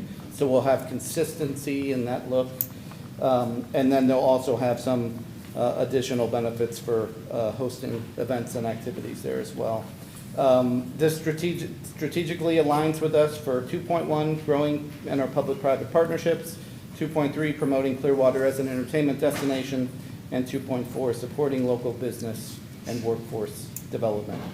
So we recommend the approval of this agreement. Here today with me is Sean Gallagher from Superlative, who was part of the evaluation and the acquisition. And we also have Lynn Dang, who's the president and CEO of Florida Central Credit Union, to show her support of this agreement. With that, we'll take any questions. All right. So any questions from the council? Councilman Robert. So welcome, and look forward to seeing your name on The View when I go. As many other people will be seeing your name, and I saw all the locations where you're putting a sign, so that'll be good advertising for you. Just to tell council, over the 7-year period, it's over $536,000. I think every year it goes up like 3%, and that'd be good for us, and it'll be really good for you. So thank you very much. Councilmember Cotton. Yes, thank you, Chris. Thank you, your team, for working with this with Superlative, and welcome to Clearwater. Look forward to seeing your name in the view as well. And for my colleagues here, I think that these types of things are great. And, you know, even for other types of parks like, you know, Joe DiMaggio or Eddie Seymour, where we have NCAA tournaments every year for our women's softball, getting other things like that maybe in the pipeline are perfect. So again, welcome. We're glad to have you, and thank you both for your hard work. Councilmember Menino. Echo some of the same sentiments. Thank you so much for seeing the beauty and believing in stepping up as a community partner with us in the city. It means a lot to us, and I look forward to seeing your name in lights on the side of that VIP area, so thank you. And thank you for you and your group's work. I think we all know how beautiful Clearwater is and the many pretty beautiful assets we have that we believe are sellable and carry definitely a value to some of our community partners. So I think next on your list is maybe selling our beautiful marina or Coachman Park. Or, yeah. But I appreciate the work. A lot of work goes into that, and you and your team, and welcome being a community partner. Thank you. Thank you very much. Yes, welcome. Thank you both for this. It's, you know, we were there last night for Brad Paisley, fantastic concert, just to see the way Bay Care Sound is flourishing, and we're sure that the View will become, you know, known by this corporate name too as well, and referred to many times over. It's just become a great venue to attract folks from all over the state, really, not just Tampa Bay. We've had concerts, we've had people come in from Jacksonville just to see certain performers. So just great to have you on board and on our team, and congratulations. Just a few words. On behalf of Florida Central Credit Union, I appreciate the City Council and the City of Clearwater. We're looking forward to partnering even further with the city. I'm from Orlando. I've lived mainly in Orlando, been in credit unions for 30 years, but predominantly in Orlando. So when I came to Coachman Park, I was just blown away by the beauty and the water. So thank you again for this opportunity. Yep. Okay, with that, do we have consent on 4.1, excuse me. We have consent on 4.1. Thank you. Yes. Thank you. Agenda item 4.2. Authorize an agreement with Sapphire of Austin, Texas to provide cloud-based software services that enable customer access and online ticket purchases for the City of Clearwater events. Mayor, council, distinguished staff, Chris Cook, Senior Manager, Parks and Recreation. This item is for a ticketing agreement with Sapphire LLC. Earlier this year, we issued RFP number 0425 to identify a comprehensive ticketing provider for city-hosted events. We had 7 proposals that we reviewed, and after evaluation and vendor presentations, the selection committee is recommending Sapphire out of Austin, Texas, as the most responsive and advantageous provider for the city. We're requesting approval to enter into this agreement for cloud-based ticketing services with 3 one-year renewals. A few highlights of why Sapphire. They proved a very high client retention in a very competitive market. They had flexible pricing and ease of service with really strong support. And they also began as a design company, so everything that they do is very attractive from a graphic perspective. They had the most favorable revenue sharing model for us. And one thing I'll just point out with that is historically, the ticketing vendors have kept all of the revenues until after an event concludes and then sends us a settlement. What we're going to do with this company, what we're able to do is every 2 weeks, transfer monies from those ticketing platforms to city accounts. So we'll be able to generate interest and generate more revenue from this new model in which we're doing ticketing. Also in there is included some of the benefits from equipment that we'll be receiving, and this does align with our strategic plan by Objective 1.5, embracing innovation and customer service, and 2.3, again, promoting Clearwater as a top destination for entertainment events. With that, I'll be happy to take any questions. Any questions on this agenda? Seeing none, do we have consent? Yep. We have consent on 4.2. Thank you. Agenda item 4.3. Authorize an increase on purchase order to Williamson Dakar Associates. Good afternoon, Mayor, Council. Matthew Anderson, Assistant Director of Parks and Recreation. The PO increase before you is to add additional services to a purchase order for the CBRC Rec Center. This is particularly for the library space. The original purchase order covered the building envelope. This will handle the finishes in the library as far as shelving and circulation counters and things like that. Originally, city manager approved the amount for the building. This takes it past the threshold to bring it before you. The total is now $112,115, and I'll be able to answer any questions you have. And if there's any library specific, I have Jennifer Obermeyer here from the library to assist. Okay, Councilmember Cotton. Hey, Matt, thank you very much. And you might have just answered my question, to be honest with you. So I was going through this and saw the original $92,500 that was approved. Yes, sir. Is this $19,000, just so I heard it correctly, for something additionally that wasn't seen in the original package? Correct. The original package covered the building envelope, the walls, all the main components of the building. This is for library-specific items such as shelving, circulation counters, furniture, and those items. It took a little time to determine where those things were going and what the needs were. So. No, perfect. That answers all other questions I had about this. Thank you. Yes, sir. Any other questions? Do we have consent on 4.3? Yes, we have. We have consent on agenda item 4.3. Thank you. Agenda item 4.4. Authorize purchase orders to Balfour Service Group, Cardinal Fence LLC, and Smith Fence Company for comprehensive fencing products and services. Good afternoon, Mayor, Council. Matthew Anderson, Assistant Director of Parks and Recreation. The item before you is for a purchase order for citywide fencing. Currently, we utilize a countywide co-op that's put together through Pinellas County. This was competitively bid through an ITB.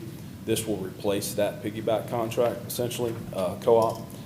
This is for 1 year for $1 million citywide with 3 additional one-year options. And we have split this up between the 3 companies based on the lowest responsible bid.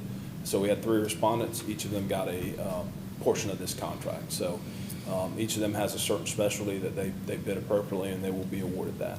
Obviously, we have secondary and tertiary if there were an issue with any of those contractors, but we are going with the lowest responsible bid per category.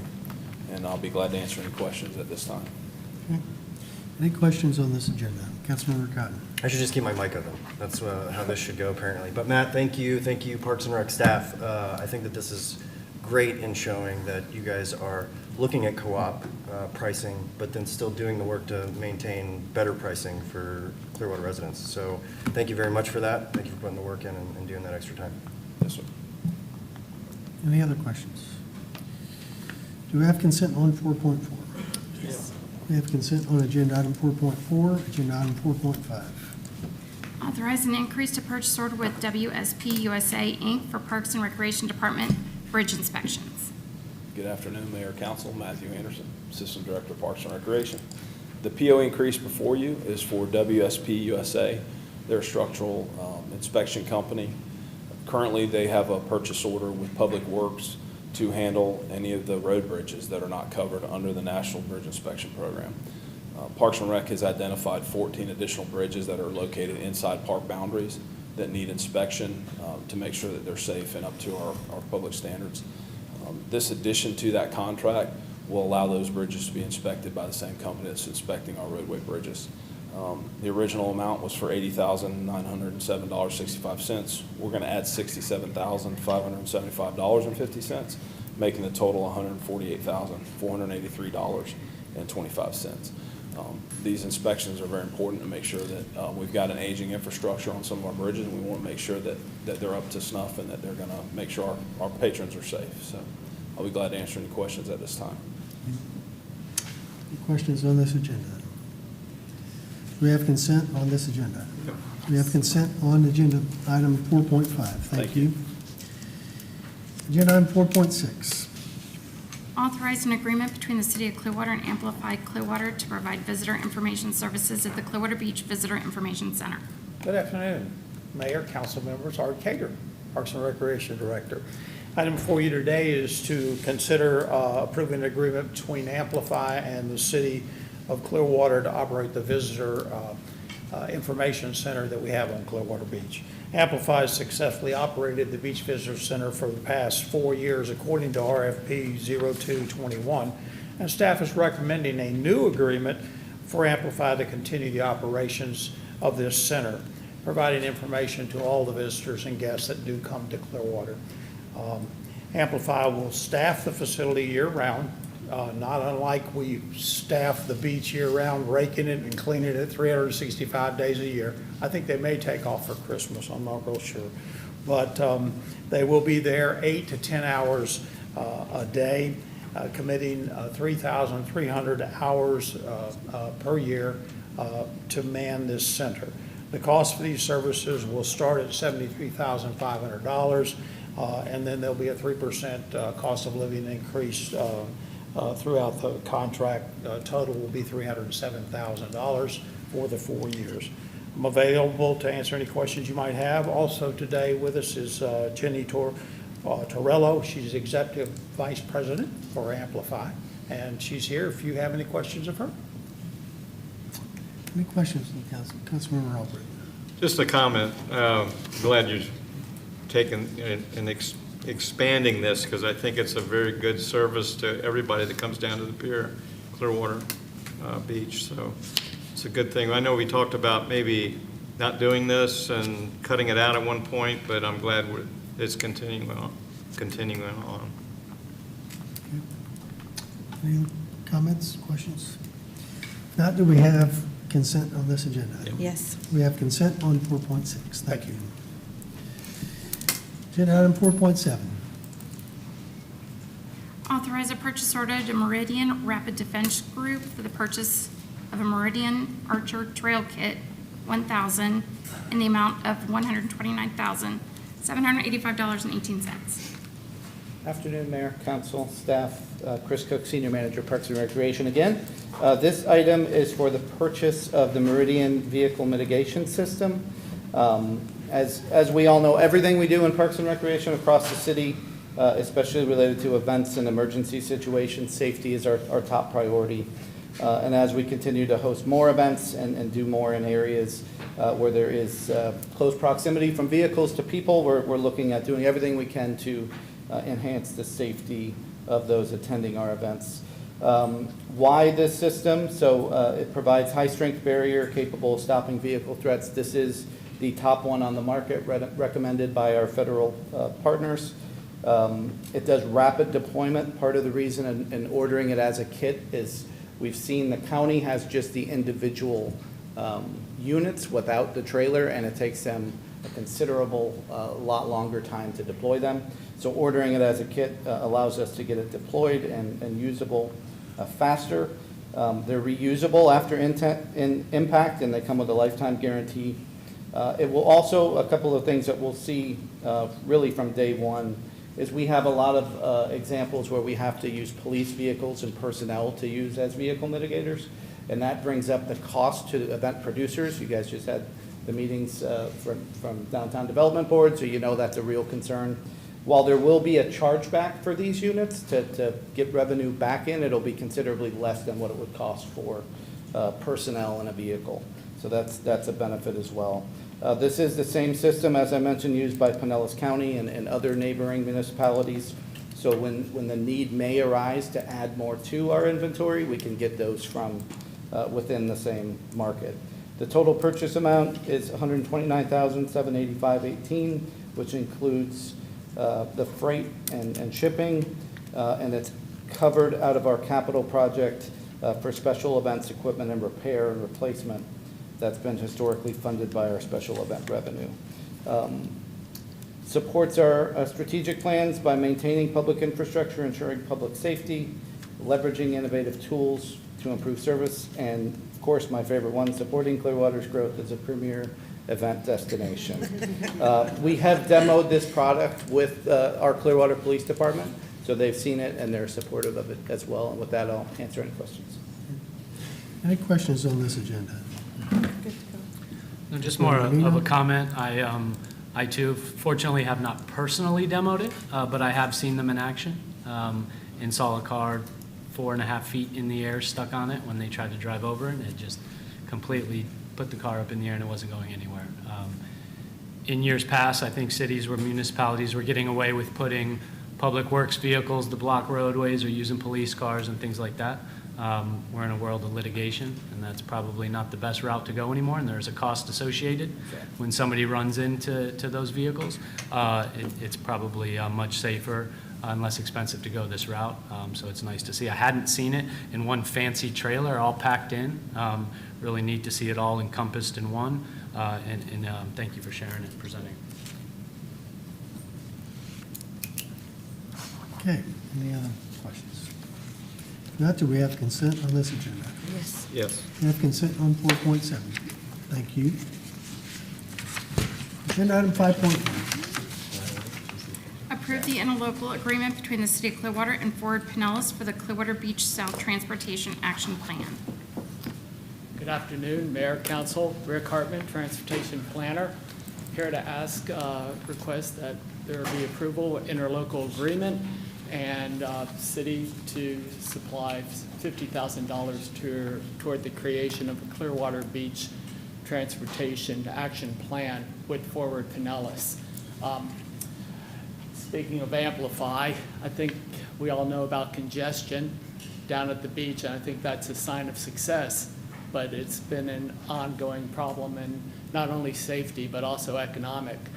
So Forward Pinellas, on behalf of the county, has agreed to put up $273,000 approximately of federal funds with the city's contribution of $50,000 to do this study to look at how congestion is impacting safety and economic opportunities down at the beach, and also to come up with a plan for alternatives, also looking at no build and what happens if we don't do anything, and what we can do from starting before the roundabout to Siesta Key to the bridge, and see how we might be able to alleviate this, especially with new development in the marina garage and such.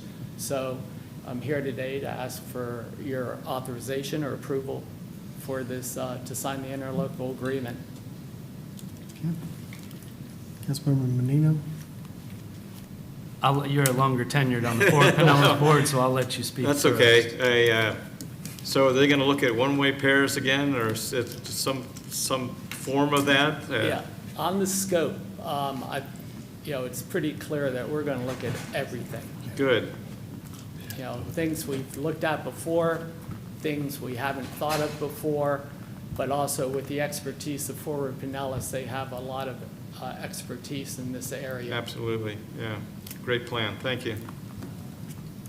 Yeah, thank you, Mayor. I was going to say, Councilmember Albritton, I know you've been a staunch supporter for this through Forward Pinellas, so I appreciate. I've been able to sit on it for a little over a year now. There's no doubt that congestion on our beach poses economic and safety challenges. I think we would all say that it's not going to solve itself. We do have to do something. Greatly appreciate the partnership of Forward Pinellas stepping up with us, carrying $274,000 and the city putting in $50,000. I have talked with the director of Forward Pinellas about in the past. We've done this in the past. We're here again to do these studies, one-way studies and whatnot. He says they basically throwing all that away, in essence, and starting over from scratch and revisioning the whole thing to see what's feasible and what's not, and what our options are. I'm looking forward to it. I know a lot of our beach residents are, as well as our businesses, and our tourists will definitely be appreciative if we can get something figured out down there, so thank you. Councilmember Cotton? Yes, sir. Thank you, Councilmember Albert and Councilmember Menino, for being on that board. Maybe one of the three of you can answer this. What is the time frame we're looking at for that? The scope is for up to 18 months or completion. Okay, if we were to give 50,000 more, could we get that down? No, in all seriousness, I mean, I think that everybody, especially the mayor who lives out on, the beach there, and even Councilmember Menino who lives, or Albritton on Island Estates, they feel that traffic, that's when you're timing your day to go to the grocery store so you don't get caught in things. Not to mention the visitors that come to the beach and our businesses that are affected down there. So I think time is of the essence. 18 months, a little disparaging to hear, but we are the speed of government, so hopefully we can go a little bit quicker and get some reprieve to our residents and business owners down there and be more efficient, because we all know we need it. That's a great point.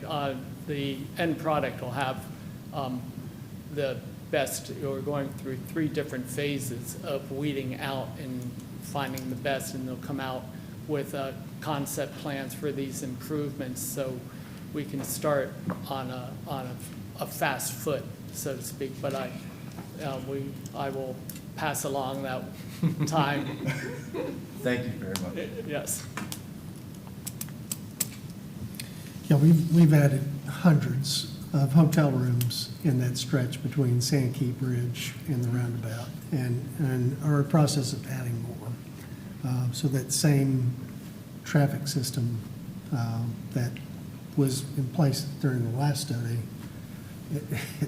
it's totally, inadequate now with the amount of rooms we've added.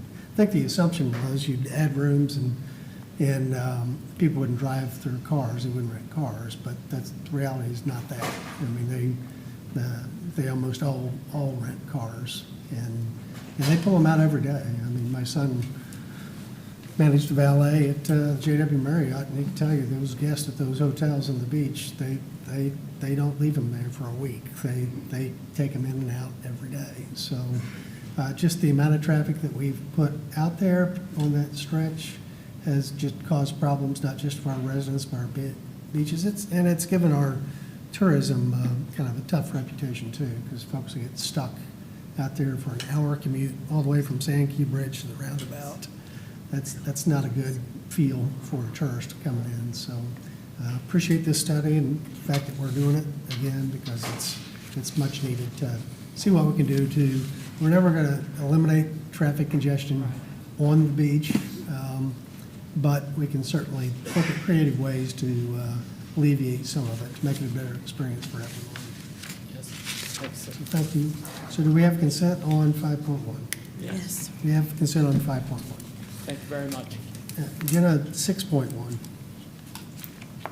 Approve a purchase order to Atlantic Pipe Services of Sanford, Florida for stormwater conveyance pipe and structure cleaning, inspection, lining, and repair services. Good afternoon, Mayor, council members, esteemed city leadership. Presenting for your review and consent approval, a request to award a piggyback contract for stormwater pipe cleaning, televising, and other pertinent services to Atlantic Pipe Services of Sanford, Florida, in an amount not to exceed $1 million. As previously expressed, we believe it is strategic and prudent to have multiple service contracts and contractors active for similar tasks or services as the need arises. So we can reach out to the pool of contractors to see which one is not only able to provide the service, but is available and can provide the fastest completion. So this is the third and final duplicative contract for such services. And as detailed in the document and presented in your packet for this afternoon's meeting, authorization is requested to piggyback on existing agreements that APS has with 3 communities, the Village Center Redevelopment District in the Villages, Florida, City of Gainesville, and Volusia County. I'm here to answer any questions. Any questions on this agenda item? Do we have consent on 6.1? Yes. We have consent on 6.1. Thank you. Thank you so much. Agenda item 6.2. Approve a purchase order to American Grinding Company for sidewalk grinding and maintenance. Good afternoon, Mayor, Council, and City leadership. I'm Ali Izmailowski with the Right-of-Way Division under Public Works. For your review and consent approval is a purchase order piggyback contract for grinding lifted panels throughout the city. They will grind the ones that they can, obviously, and the ones that they cannot would be replaced in kind. We've successfully used them in the past, the same vendor, and we would like to continue using them. And this time they've provided us these services at a discounted rate of 5.66% discount on grinding and a 7.41% discount on sidewalk replacements. Continuing this work will efficiently improve sidewalk safety across the city. And with that, I'll answer this question. Any questions on this agenda? Okay, if there are no questions, do we have consent? Yes. We have consent on 6.2. Thank you. Agenda item 7.1. Authorize purchase orders to multiple vendors as listed.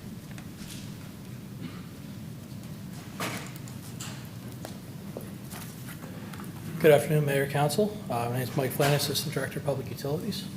I'm requesting authorization for a multi-vendor purchase order for essential pump maintenance and repairs at our water and wastewater facilities.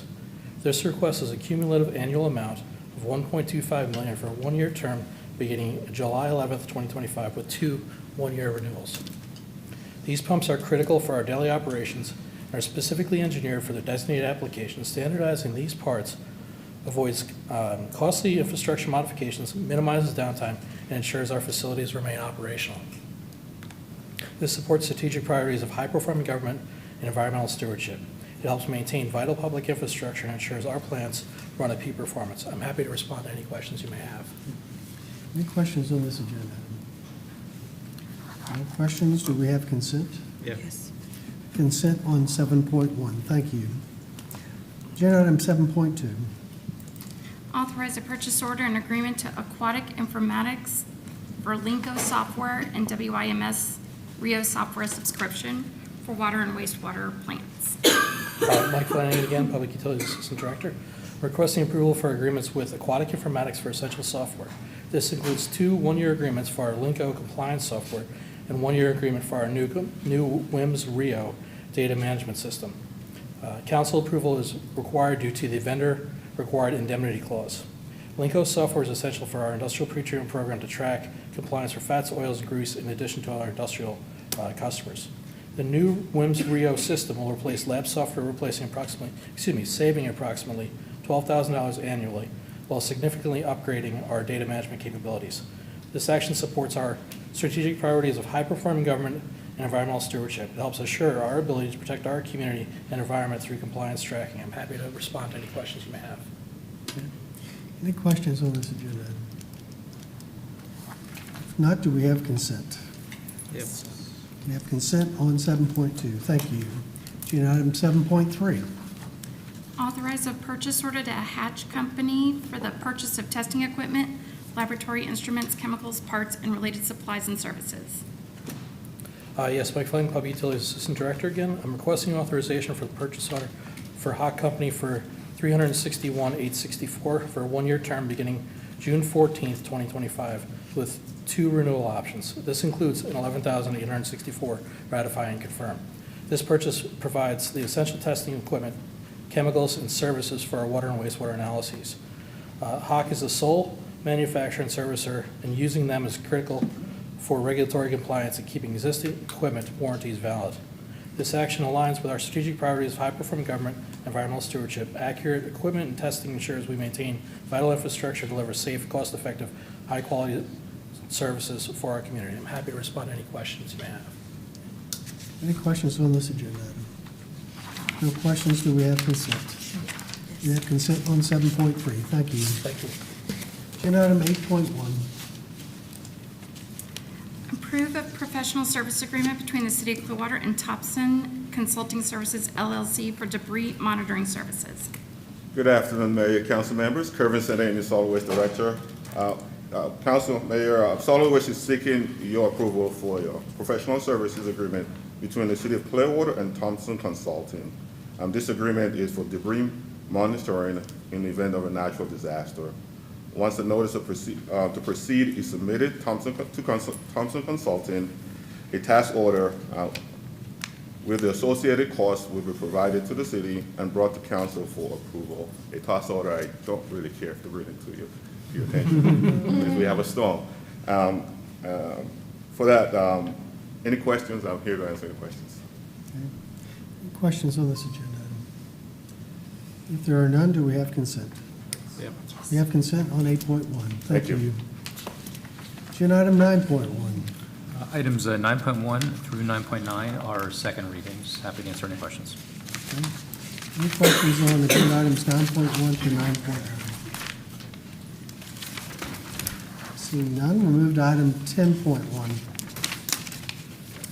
Authorize an increase and extension on purchase order to Heath Consultants for gas leak surveys, corrosion inspections, and meter maintenance.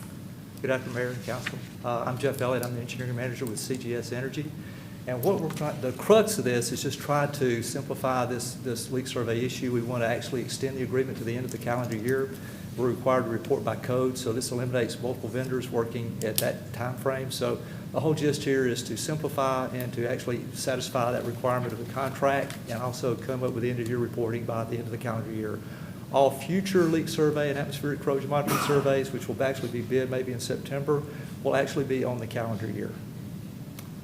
I've entertained any questions you guys have. Okay. Any questions on this agenda item? We have none. Thank you. Thank you. Move to item 11, City Manager verbal reports. No, Mayor, I did just want to, I know we all share in our appreciation for what Audra did for all of the business meetings that we had while we were in Nagano and in Japan. And also wanted to thank Amber Bryce as well for coordinating that trip and all of her assistance over there. In the future, I know that the team would really like to do a presentation on our trip and the things that we've learned and follow-up items. And so if council is looking forward to something like that, then we'll make sure that we get together with the clerk's office and get something on an agenda for an upcoming meeting. Okay. Absolutely. Thank you. That's it. Item 12, City Attorney verbal reports. Nothing right now, Mayor. Okay. Move to item 13.1, proclamations process. Councilman Menino. All right. Thank you, Mayor. I think we discussed this at length as a body before, so I don't think we need to get too in-depth. The gist of it was, as great as our city of Clearwater is, we do not currently have a formal proclamation process in place. In comparative, City of Tampa's St. Petersburg, Largo, Safety Harbor, Dunedin, Pinellas County, and Hillsborough counties all have some sort of formal process established and provide resources and directions on their website for said standardized process. I think we all kind of in those discussions agreed that it is a place we can be better for our residents, be more transparent and accountable. It was asked of me in those couple days prior to that last meeting to throw something together, and thank goodness for technology at Chat GPT.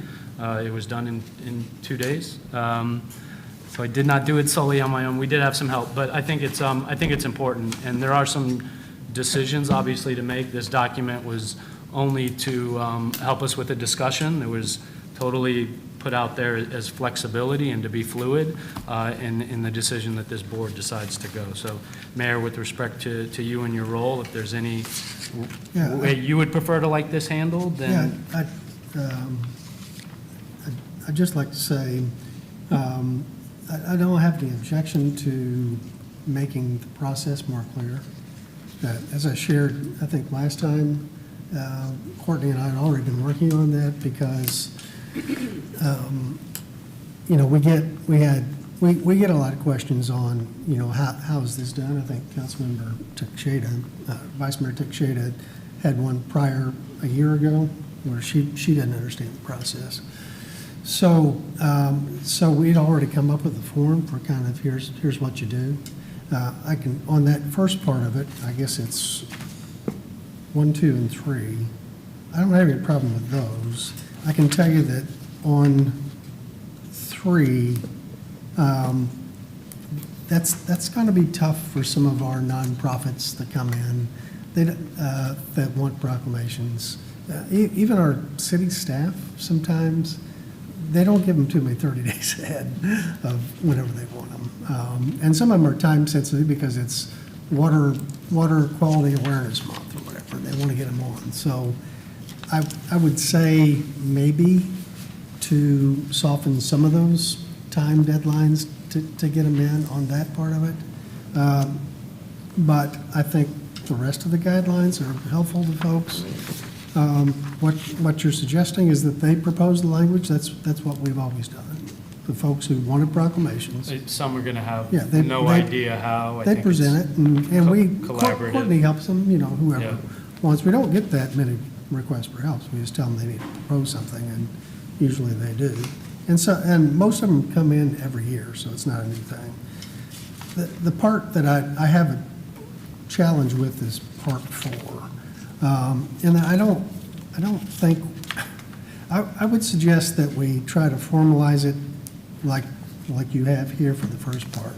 But this approval process, I don't think it's a good idea. I don't think it's for us to gang tackle proclamations.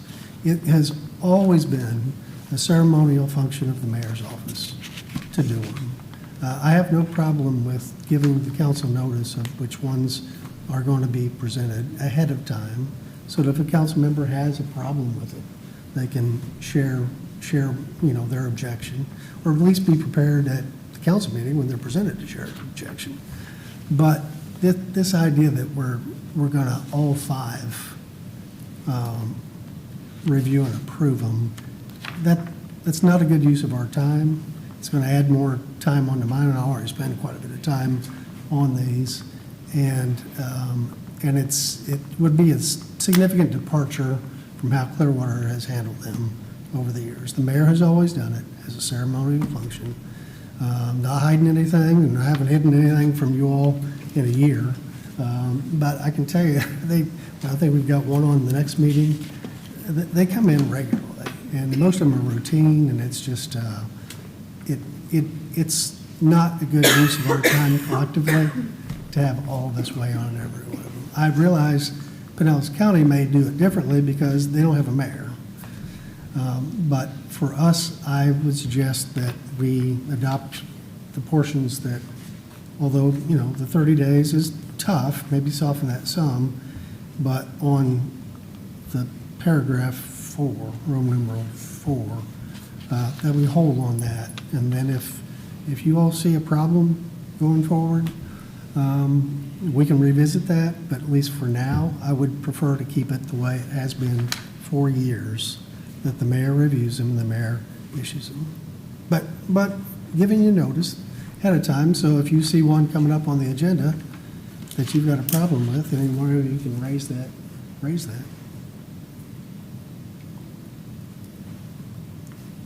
Councilmember Roberty? Yeah, as I said before, I kind of agree with everything you just said. The time limitation, I think we could probably strike that, and then the entire paragraph 4. But everything else, I mean, it's good to have a process, I guess, if you want to have it stated. I didn't have a problem with everything else on here, but I really don't want, I really think it's a ceremonial thing that the mayor takes care of. I don't need to approve it. In fact, what your comment was, we should have it on by Wednesday of the week before, when we get the agenda, we could see what proclamations are going to be read, and if somebody really has a problem with that, they could get in touch with you personally on it, or through your secretary. But I think everything else looks good, but I do have an issue with paragraph 4, and then putting a 30 days on it is a little much. You could say, if you wanted to put a submitted time on there, just say 7 days in advance of the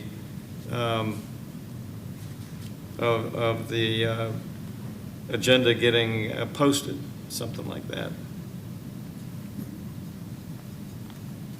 Vice Mayor?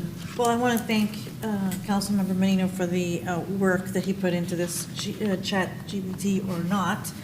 You still had 2 days worth. So I really appreciate it. It's it formalizes the process. It's transparent, streamlined, and very clear. I am open to decreasing the timeframe from 30 days to 2 weeks or whatever. I'm very open to that. In terms of paragraph 4, I just want to have a couple of questions. So for example, for this week, we have the Coast Guard. Well, I don't have an example of the proclamation. I know this is not a good example. I don't think it's going to be controversial, but it is an example of my not having it for this Thursday's meeting. And I would rather have that discussion prior than on the day of the proclamation. So maybe we can have some kind of compromise about that, because I do see in the future situations where there might be proclamations that I might not necessarily agree with or would like to wordsmith it a bit. And I would like to have the ample opportunity to do that. But I'm open to having some kind of compromise. I mean. And the Doge one was perfect, Yeah. right? The Doge one, where I had an issue with just accepting all recommendations, and I wanted to change Well, that. That was a resolution, that wasn't proclamation. Resolution proclamation. I'm just saying that I think there are instances where the council should have a say or have an opportunity to have input. Well, it hadn't been our practice, I guess, to circulate the proclamations ahead of time, but I think I signed that maybe 2 weeks ago. So we could start a new process where, once I sign them, Courtney circulates them to the entire council, and that way you've got them ahead of time before they even hit the agenda. It's probably the best way to do it. And again, I'm not trying to hide anything from anybody in the way I'm doing. I'd like for us to keep the same process we have now, because we've all got big issues we're all dealing with. Council. This is one that I just don't think we need to get everybody on every time. Certainly, if you get one and you say, hey, what's this about, we got a problem, we can talk about that, and I don't mind giving notice, but I just think that part of it's a little much. Go for it, Dave. There's a lot there. No, all good feedback. And again, this is why we came to this position, was to have this discussion. As far as the time frame, if you're standardizing a process, it obviously helps to have a standardized time frame. 4 to 6 weeks or 30 days is exactly, just to give you an idea, we're not asking for anything crazy or suggesting, but City of Tampa, City of St. Petersburg, Largo, Safety Harbor, and Dunedin all have this formalized process, and all on their websites direct you to a 30-day process of issuance because of communication, the back and forth, the approval, but totally open to whatever you see fit as a board. I think to make it easier on you, if we all look at 4, I think is in coming after having discussions with the city attorney's office, the entire C of 4, if we all look at it, can be striked and taken out. That's the communication that goes back between the admin team and each individual, giving approval or their feedback on the language of a proclamation. I think there's some gray area there after having discussions with the city attorney and whether other counties, municipalities do it or not. We operate obviously in our own bubble. So for legal reasons, Part C should be removed completely altogether in that process. So if you remove C, what that would take you through the process and look like is the initial review is still the same, still goes through the mayor or the city manager's admin team. Content editing is still the same. A and B still go through the mayor and the city manager's admin team. Nothing changes. The removal of C takes some of that time frame out of it, so I can see where some time frame could be readjusted. D is where a final review is a decision that this board can make. What D allows is, in hearing what you're saying, Vice Mayor, is you prefer to have an opportunity to, even if not necessarily voting up or down a proclamation, an opportunity to speak to it right? And whatever your thoughts are, whether in support of it or whether why you don't think it is in the best interest of Clearwater. And that's where Part D comes in. So if we put in place that after the approval through city admin team and the mayor, that it needs to go through one council work session before a final meeting, that would it would eliminate what you just discussed of today's, what is today? Monday. Today's Monday. We can't see a proclamation on Thursday. You can't see who the group is, who the nonprofit is. All you might be able to see is the title of a proclamation, which doesn't give you the information you're looking for. That if we mandate it has to hit at least one council work session prior, you get that opportunity to give your input, your thoughts, whether support or not. The decision the board would have to make, do you just give that as your thoughts and we move on? The mayor still has that position of the proclamation to move it forward or not and leave that? Or does this board think there should be some sort of vote up or down? The majority says yes, it moves through or not. So I think that's the crossroads. But I am personally, I don't necessarily care if I have a vote on if it goes through or not. I'll support it if that's what the board wants. But I do think it's important that it probably come to us at a work session so that you do have that opportunity to speak to something. After the work session, when it goes, I don't have an opinion whether we should have an opportunity to sign a proclamation or not, and whether this board wants to or not. That's a decision you can make. That's one of those punchlines after that. But I think under the work session final review, just the decision the board would make is if you feel that you want to have some sort of say-so in that work session, that would be your opportunity. And then if you feel it should be a vote, yes or no, where majority would just carry and advance that proclamation or not. But Part C would completely be removed. I would take out D too. I mean, it's just, to my knowledge, we've not had a problem so far. We've not had one where, to my knowledge. So I don't know what problem we're trying to solve here when, to my knowledge, we don't have a problem. So what I would like to do is to put the formality in on the presentations. We can tighten that up a bunch, as you said. But, and just get them out. I don't care if, as soon as I sign them, 10 days ahead or whatever, that they're circulated to the entire council before they're presented, so that there is some problem with it. But I don't know why we're adding all this time trying to fix something that, to my knowledge, hasn't been a problem so far. Councilmember Cotton. Thank you, sir. Thank you, Councilmember Menino, for putting this together. I think it's well done. I will say to the timeline, I think 30 days is probably fair. Not only does it set that standard, but it also helps you in your office, right? If you don't have something within 30 days, I'm sorry, this is our rules, here's our website. Please come back next year, support it. But that gives you the time to make the edited notes that you may or may not need to, and for your office to get that done as well. When it comes to C, I agree, it should probably be eliminated. I do believe that proclamations are the position of the mayor. I think that you should have full function over that. I don't think I need to write off on it or not. I would like to know about them before time, but I think it might come into a bit of a problem is if the proclamation says something to the effect of, I, Bruce Rector, Mayor of the City of Clearwater, on behalf of the City Council. Maybe not all the City Council agrees, so maybe just omitting that portion of the language may or may not agree. I don't know. Maybe that will help whatever may or may not be going on.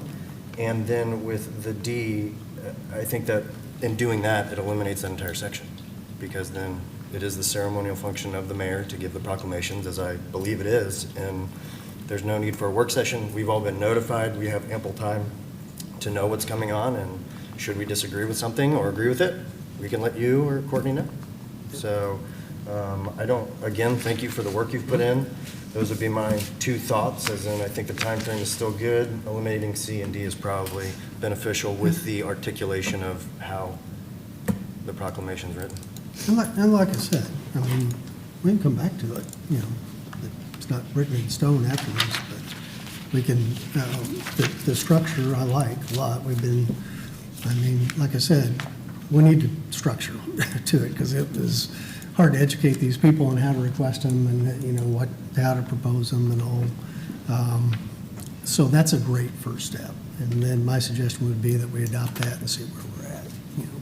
And then if we run into problems and you all want to discuss how, you know, you're not getting enough notice or whatever, and you want to dig in deeper, then we can consider C and D, but that would be my suggestion. And I'm okay with 30 days, but it may sound easy to tell, and I'm sure they won't, because they're one of our better nonprofits, but Hope Villages of America, let's just say they don't get theirs in 30 days ahead. I don't think we want to, as a city council, turn them down on an important proclamation that they've had consecutive years for us, whether it be domestic violence, abuse, you know, or something like that, I think that I'm okay with putting that 30 days in as the rule, but I do hope we'll have some latitude for some folks, particularly ones who've been coming year after year for a proclamation to make sure that they don't get caught, at least, especially in the first year, with the structure change. I think that would be totally understandable, giving people the leeway for a year to get used to new rules. I think that's perfect. I don't have a problem with that. I think in essence, you manage this process as you have in the past. You're going to continue to. We've never seen, heard, or read any requests that have come through. None of us would have any idea unless we were told what time frame it was, when they came, when they were approved, if they were even approved or not. We're not a part of that. So there's, in essence, nothing changing with that. I don't have a problem. I don't have an issue. As you said, it sounds like Councilmember Albritton is in favor, as the mayor is, of omitting it being at a council work session prior. What you're eliminating there is the ability of council to give their feedback on the dais, whether it's to speak to a section of our community or to speak to a proclamation directly and have their opinion or input, even without voting. I'm okay if we're going in that direction. In listening, it sounds like Council Member, Vice Mayor, and myself were the only ones that were interested in having that opportunity to give our thoughts before a work session and see it. You obviously have the numbers and the directions to say the other way, so it sounds like completely striking D is a direction you're going with, so C and D would be completely be removed. I think that is not a bad idea if you're eliminating council's ability to speak to something as a proclamation or to give any input or to be involved in the process at all. It's probably fair and safer to remove the word in the proclamation language on behalf of the city council, because it truly may not be representative of the city council at that point if you're not allowed to voice an opinion or a thought or go through a work session or yet alone vote or not vote. So that does make sense. I would be supportive of that. I don't know what the numbers are with that. The only question I would have is we kind of jumped pretty far forward. Was there any objection or thoughts regarding the process of, are we supportive of putting, like all these other cities and counties that I named, a proclamation request form online and having a tab on our website to give our citizens and our organizations directions on how to do it? Are we supportive of that part? I would. It's transparent, it's easy for the constituents and citizens, yeah. Put it online. I'm okay with putting the policy there. You know, they need to write the proclamation themselves. I like that part of it, so. City manager, do you have any I know that would be tasking your staff. Do you have any objection to staff creating a proclamation request form and a tab on our website that gave direction? I mean, right now, if you go to Sunny and type proclamation process, we had this discussion. Right. Sunny's stumped. Right, he stumped Sunny. It would be nice that Sunny can give a. Absolutely. Our teams can work together with IT and our public communication to get that done. Yeah. Okay. And she's done a really good job No, in she- getting it further definitely along than has. it was. When she took over, I mean, she's really helped me a lot, organize it, and she's really good with communicating with the folks who have a request, and I get them from organizations in California, all over the country. And she's very good at vetting out who it is asking and doing some research on them before I even consider them, so. The whole admin team, Yeah. kudos, Jennifer, to your So city manager. I don't think she would mind having this posted, and I think that probably helps her. Okay, so that makes sense. The only other thing on that same part C of, under submission method, I probably wouldn't put our names change over time. well, so, that's where I'm you going. know, I don't know if we can create an email proclamations at myclearwater.com that goes to. Exactly what I wrote here, whether it's mayoral Rolls over to whoever's in that proclamations. spot now, would be fine. Absolutely, seats change, admin team changes roles, responsibilities. I think creating a generic email, whether it's mayoral proclamations at myclearwater, proclamations at myclearwater, I think Ms. Courtney would probably appreciate that as well, in removing that. Did we have any issues on presentation options? According to this, part 5, public reading, private pickup, or mail delivery. Do we have any questions about that? Nope. No, that's generally how, I mean, it's really up to them however they want to. So we're good with that? No changes there? Well, I mean, I have presented them at events. I think that would go under public reading. I mean, I would say 15% of the time, I take the proclamation to an event and present it to an organization. I think that would fall directly under public reading during a city council meeting or at an event? Yeah, okay.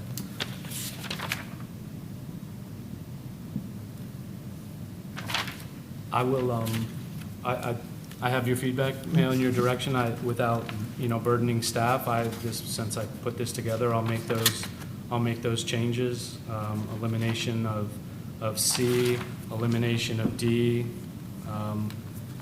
suggesting that proclamation language change, keeping everything else the same, changing the generic address as far as submission method, and I think we're in the right direction. Thank you. Can I clarify something? So what I'm hearing is the work session before the proclamation is going to be given out, it will be part of our agenda, which we can then read, right? No. But it is right now. But it's just, but there's no attachment. You're saying there's going to be no attachment. We cannot read it. We're going to circulate it ahead of time. Okay, but not part of the agenda item. Well, we can. I mean, we'll have to talk to the clerk's office about doing it. I'm sure it wouldn't be a problem to do it. The question is, do you want me to circulate it through Courtney before, probably, before it appears in an attachment on the agenda item, then you want to discuss it after it's already been attached? Well, 9 times out of 10, for example, let's just work this out. So let's say it was today, and I read it last night. I'm good to go. I will mention it today. Yeah. If there was something that I would like to address, then I would have the right to address it today, before the Thursday. So are we discussing, or are we okay with it being a part of attachment on the work session before, or no? I'm okay I with just it need to being clarify that. attached. I think it's not part of the review process. So this is what I was going to get to with the public discussion of this, is that in the timeframes, having 30 days, obviously giving the leeway for the first year for people to get used to or whatever. But once you have the 30 days and the mayor and Courtney have hashed out which ones they're going to go through, then they funnel that down to us. It's essentially the flow of what the document states. And then when we get that in our emails, if we have any input or whatever, we make that known in our email and send it off. And it's either it's heard or it's not heard, or it's acknowledged, it's not acknowledged. It's still all public record. And then when a proclamation is given, then people can do public records requests or ask for an email. Did anybody have any objections, or was anybody for this? Was there anything to getting back? I think that it's just for time efficiency, right? Because if we have 50 proclamations, that all of a sudden we're all getting inundated with that, we're That's what I taking was saying. time at the work session. We already did that on the back end, so we don't really need to discuss it. That's where it was in my mind. The public records are all still there. People can look back to what they may or may not have presented back for feedback, or the lack thereof. Maybe they don't have anything to say, right? So that's where my thought process was on a.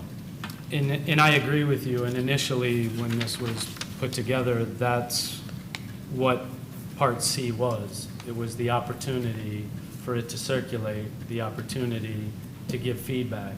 But what we're finding from the city's attorney's office, that's probably not legally, there is a gray area there on how you're communicating sunshine law through and giving feedback. That's why the point of bringing it to one council work session before that Thursday. It doesn't need to be presented, it doesn't need to be read, but can it be attached to a council work session agenda item with the group that's doing it, what it stands for, and then, like the vice mayor is saying, she then has her opportunity, whether to say, looks great, sounds great, and it moves on, or she has an opportunity to have questions on that Monday before Thursday, and that would keep us operating correctly in the sunshine. So that's it. But to answer your question, Vice Mayor, what was just proposed basically eliminates what you're asking for. It eliminates. I'm just thinking, instead of all this emailing going around, it's already part of the agenda, just put the attachment. 9 times out of 10, we're not gonna say anything, but if we do, at least it's Monday before. Yeah, I don't care. It's already I mean, there on I'm the gonna agenda. sign it ahead of time, but. So are we putting it as a, goes through a council It work won't be- session, so it's no, attached to an agenda item, or are you just gonna see it on a? It's after, item 17 on today's agenda is after we have adjourned. It's just giving you notice of what's going to be presented on Thursday night. So it's not a discussion item. Yeah, it doesn't need to be a discussion No. item, but I don't does she mind. have the opportunity to speak to it? If she wanted to talk about the U.S. Coast Guard Appreciation Month proclamation, does the council, I mean, we've already adjourned the meeting, so that's the question is. Yeah, that's my question, exactly. So it's after the, You can talk about whatever you want. I mean, we don't have to debate every little thing. No, I don't think it's a debate. And you're going to find 99% of these are not. absolutely. Are not anything that you all need to waste your time with, honestly, They're the same proclamation every year to do, to celebrate people doing nice things or they've done nice things. So I'm just, all this is just a lot for, but I don't mind attaching them so you know what's coming ahead. And if you really feel strongly about something I've signed that's going to be presented, then you'll at least have a heads up that you can talk about it. You can talk about it in your So then closing comments. she'll have to talk about it in her closing comments. But we don't have closing comments in the work session. So you would Only have the to mayor wait, does. so you'd have to wait No, till. you wouldn't wait because the proclamation is read in the beginning of the meeting, not the end. So, But you're going to get it ahead of time by email, yeah. so you're going to have lead time. But she doesn't have the opportunity to address it, is what But she's you saying. do, you She's can just bring it interested. up. When? Where? We can't operate outside of the sunshine, so that's what she's saying. No, on the dais. She can make it When? known what's. At the meeting. She doesn't have to keep her mouth shut. just So once the because she's, proclamation's read and presented, we then are gonna wait? No. She can't At a talk work to you session. about it, or me, or any other four, but she can certainly voice her displeasure with whatever's being proposed. She just can't do it directly to any of us outside. Okay, I don't think we're getting the point. We're not allowing her an opportunity if she wants to speak to something. We're adjourning a work session and then identifying a proclamation on the back end. And there's no closing comments Well, at if a I- work session by council If I know members. there's a There is problem, only I by might mayor. pull it before the council meeting. I mean, I don't have to keep it on the agenda. I can pull it. But how would you know if one of us had questions if we're not allowed to speak to you about it? Well, I can be told that there's an objection to it. They don't have to tell me who's objecting, but somebody can tell me that there's an objection to it. I'm good.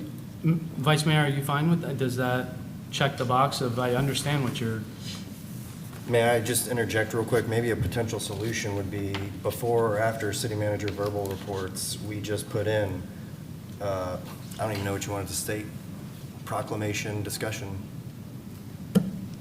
See, now we're back, But then we can now just we're back skip to right where we over were it. before. I'm just trying to propose a solution that fits everything. Well, That's it's all. just, You know my thoughts on it. I think it's a ceremonial figurehead. what- I believe that you have exactly. that, and it should Exactly. be yours. But if there are people that feel like they should, voice their concerns, and the sunshine's getting in the way of it, and as two of the members up here have noted, it seems like, 90% of the proclamations won't have anything, but at least if you have a placeholder as whatever section it is before city manager reports, it's just proclamation, discussion, it just skips over it majority of the time. If not, then you'll see a hand raise. I don't know, I'm just trying to put forward a solution to get over the sunshine violation. It feels like in my seat you're trying to micromanage a ceremonial function for the mayor's office. I mean, It's that's your what- vice mayor. that's what it feels- I'm that's what listening. It's what it feels like. I'm listening to your vice mayor's comments. I'm not telling you what I want to do. I I'm didn't lis- say you were. But I I'm said saying it what- feels like to we're me. discounting The her council's thoughts, all- and yeah, this isn't micromanaging anything. If you don't want her to give her opinion or to give her thoughts on something. She can give her opinion on But anything. we're not yeah. providing her that opportunity. We already That- have that with the work process we have now. We have an informal, but no formal. We're trying to put one in, and she doesn't have the opportunity. Nobody has the opportunity to. A simple fix is if closing comments by mayor is 15, then put closing comments by council members 14. If you have a question about, or make a comment about the U.S. Coast Guard proclamation or the diversity poster competition, maybe that's the time. And like you're saying, 99% of the time, we're all going to blow through that and say no need. So and so then what we you're move on. saying is to add I guess it would be a new 15 to the work session agenda, closing comments by council members. If need be, and maybe that's an opportunity at a I'm work fine session. with that. And then you all can comment on whatever you want to comment. Does that suffice for what you're asking for? Well, this is the weirdest, I feel so strange. Everybody's talking like I'm not even in the room. That and I haven't slept for 36 hours. That's fine. We can actually add some closing comments if need be. We don't have to have it, but I would like an opportunity to have a say in a proclamation, should I have, which I would think would be rare, but it has occurred where there has been a proclamation where I would have liked to have voiced my opinion. So, having closing comments by council included in the work agenda, if needed, not mandatory, I would appreciate that. I would appreciate the opportunity to have a say in the proclamations. And I know, I'm trying to really not go into this, but let me give you an example. Let's say there's a proclamation that you don't agree with. You. But it says, I, Mayor so-and-so, and on behalf of the council, say something.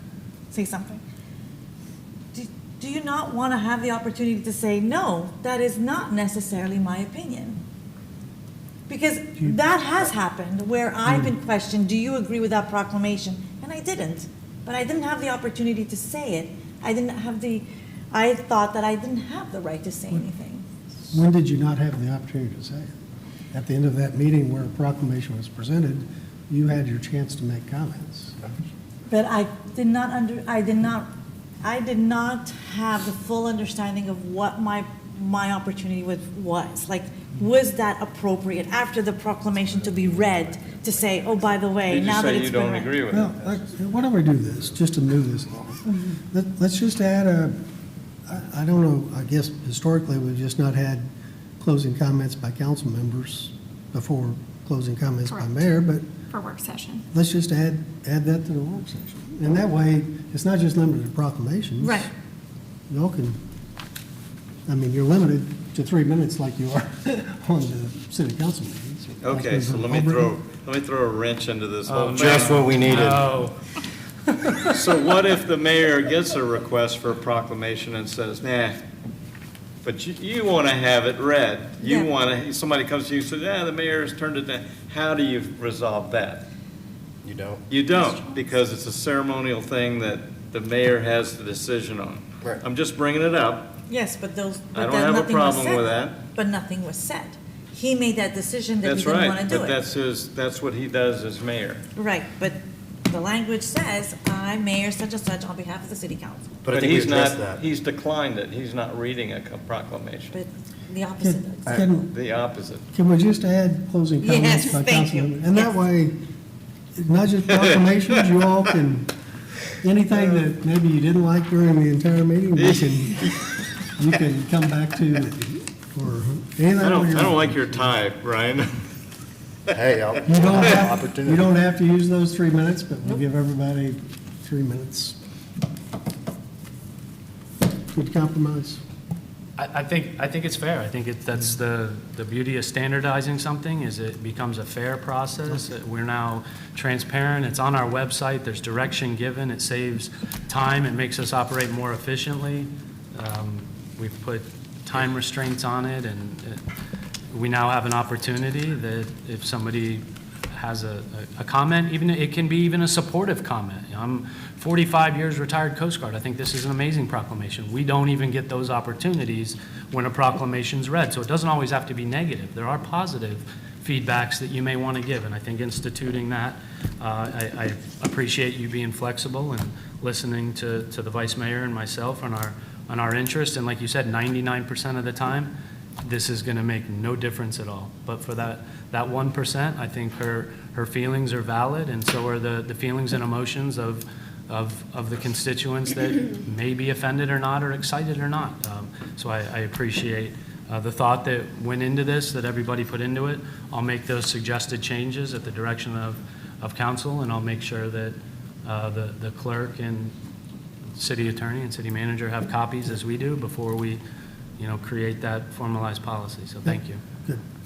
If there is consensus at this moment to update the council rules to add a section of the meeting which would transpire at the end of the work session, but prior to the meeting being adjourned, at which there would be closing comments by each council member, we could go ahead and just do that.